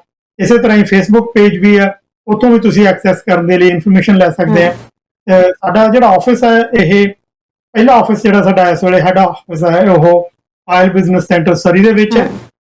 ਉੱਥੇ ਆਫਿਸ ਦੇ ਵਿੱਚ ਸਵੇਰੇ 9 to 5 ਅਸੀਂ ਅਵੇਲੇਬਲ ਹਾਂ, ਪਰ ਅਸੀਂ ਰਿਕਮੈਂਡ ਕਰਦੇ ਹਾਂ ਕਿ ਤੁਸੀਂ ਅਪਾਇੰਟਮੈਂਟ ਬਣਾ ਕੇ ਆਓ, ਤਾਂ ਉਹਦੇ ਨਾਲ ਤੁਹਾਨੂੰ ਬੈਟਰ ਸਰਵਿਸ ਮਿਲ ਸਕਦੀ ਹੈ, ਤੁਹਾਨੂੰ ਵੇਟ ਨਹੀਂ ਕਰਨਾ ਪਏਗਾ, ਤੇ ਉਹਦੇ ਨਾਲ ਅਸੀਂ ਵੀ ਆਪਣੀ ਪ੍ਰੈਪਰੇਸ਼ਨ ਕਰਕੇ ਤੁਹਾਨੂੰ ਪਰਸਨਲ ਅਟੈਂਸ਼ਨ ਦੇ ਕੇ ਤੁਹਾਡਾ ਜਿਹੜਾ ਕੇਸ ਆ ਉਹਨੂੰ ਪਰਸਿਊ ਕਰ ਸਕਦੇ ਹਾਂ ਜੀ। ਤੇ ਜੇ ਤੁਸੀਂ ਪ੍ਰੀਲਿਮਿਨਰੀ ਇਨਫੋਰਮੇਸ਼ਨ ਲੈਂਦੇ ਹੋ, ਆਉਣ ਦੇ ਲਈ ਹੋਰ ਇਨਫੋਰਮੇਸ਼ਨ ਚਾਹੀਦੀ ਹੈ, ਤਾਂ ਫੋਨ ਲੈਣ ਲਈ ਝਿਜਕੋ ਨਾ। ਫੋਨ ਨੰਬਰ ਤੁਹਾਡੇ ਸਕਰੀਨ ਦੇ ਉੱਪਰ ਵੀ ਲਿਖਿਆ, ਤੇ 7787100303 ਇਸ ਨੰਬਰ ਤੇ ਕਾਲ ਕਰਕੇ ਹਮੇਸ਼ਾ ਇਨਫੋਰਮੇਸ਼ਨ ਲੈ ਸਕਦੇ ਹੋ। ਸਾਡਾ ਪ੍ਰੋਫੈਸ਼ਨਲ ਸਟਾਫ, ਸਾਡੀ ਟੀਮ ਹਮੇਸ਼ਾ ਤੁਹਾਡੀ ਸੇਵਾ ਕਰਨ ਦੇ ਲਈ ਤਿਆਰ ਹੈ। ਅਸੀਂ ਇੱਕ ਯੂਨੀਕ ਟੀਮ ਆਪਦੇ ਆਫਿਸ ਵਿੱਚ ਰੱਖਦੇ ਹਾਂ ਜਿਨ੍ਹਾਂ ਦੀ ਨੌਲੇਜ, ਐਕਸਪੀਰੀਅੰਸ ਤੇ ਉਹਨਾਂ ਦੀ ਪ੍ਰੋਫੈਸ਼ਨਲ ਐਬਿਲਿਟੀ ਬੜੀ ਸਪੈਸੀਫਿਕ ਹੈ। ਜੀ ਸਰ, ਬਹੁਤ ਬਹੁਤ ਸ਼ੁਕਰੀਆ ਤੁਸੀਂ ਸਾਡੇ ਪ੍ਰੋਗਰਾਮ 'ਚ ਸ਼ਾਮਲ ਹੋਏ ਹੋ ਤੇ ਐਕਸਪ੍ਰੈਸ ਐਂਟਰੀ ਦੇ ਬਾਰੇ ਵਿੱਚ ਡਿਟੇਲ 'ਚ ਜਾਣਕਾਰੀ ਦਿੱਤੀ ਹੈ, ਨਾਲ ਸਾਡੇ ਦਰਸ਼ਕਾਂ ਦੇ ਸਵਾਲਾਂ ਦੇ ਵੀ ਜਵਾਬ ਦਿੱਤੇ ਨੇ। ਬਹੁਤ ਬਹੁਤ ਸ਼ੁਕਰੀਆ ਸ਼ਾਮਲ ਹੋਣ ਲਈ। Thank you very much Taranjeet ji. So ਦੋਸਤੋ, ਇਹ ਸੀ ਸਾਡਾ ਪ੍ਰੋਗਰਾਮ ਇਮੀਗ੍ਰੇਸ਼ਨ ਮੈਟਰਸ। ਸੋ ਤੁਸੀਂ ਮਿਸਟਰ ਗੁਰਮੰਤ ਗਰੇਵਾਲ ਨਾਲ ਗੱਲਬਾਤ ਕਰਨਾ ਚਾਹੁੰਦੇ ਹੋ, ਆਪਣੇ ਪ੍ਰੋਸੈਸ ਦੇ ਬਾਰੇ ਜਾਣਨਾ ਚਾਹੁੰਦੇ ਹੋ, ਜਾਂ ਫਿਰ ਆਪਣੇ ਕਿਸੇ ਨਜ਼ਦੀਕੀ ਸੰਬੰਧੀ ਦੇ ਬਾਰੇ ਵਿੱਚ ਜਾਣਨਾ ਚਾਹੁੰਦੇ ਹੋ, ਉਹਨਾਂ ਦਾ ਕੀ ਸਕੋਪ ਹੋ ਸਕਦਾ ਕੈਨੇਡਾ ਵਿੱਚ, ਸੋ ਇਹਨਾਂ ਤੋਂ ਅਸੈਸਮੈਂਟ ਵੀ ਤੁਸੀਂ ਕਰਵਾ ਸਕਦੇ ਹੋ ਤੇ ਆਪਣੇ ਪ੍ਰੋਸੈਸ ਦੇ ਬਾਰੇ ਵਿੱਚ ਵੀ ਜਾਣਕਾਰੀ ਲੈ ਸਕਦੇ ਹੋ। ਫਿਲਹਾਲ ਸਾਡਾ ਪ੍ਰੋਗਰਾਮ ਦੇਖਣ ਲਈ ਤੁਹਾਡਾ ਬਹੁਤ-ਬਹੁਤ ਧੰਨਵਾਦ। ਯਾਨੀ US ਇਮੀਗ੍ਰੇਸ਼ਨ ਦੇ ਬਾਰੇ ਵਿੱਚ ਜੇਕਰ ਕਿਸੇ ਕੋਲ ਕੋਈ ਸਵਾਲ ਹੈ ਤਾਂ ਕੱਲ ਨੂੰ 1 ਵਜੇ ਲੈ ਕੇ ਹਾਜ਼ਰ ਹੋਵਾਂਗੇ US ਇਮੀਗ੍ਰੇਸ਼ਨ। ਫਿਲਹਾਲ ਸਾਨੂੰ ਦਿਓ ਇਜਾਜ਼ਤ, ਦੇਖਦੇ ਰਹੋ ਹਮਦਰਦ TV। ਸਤਿ ਸ਼੍ਰੀ ਅਕਾਲ।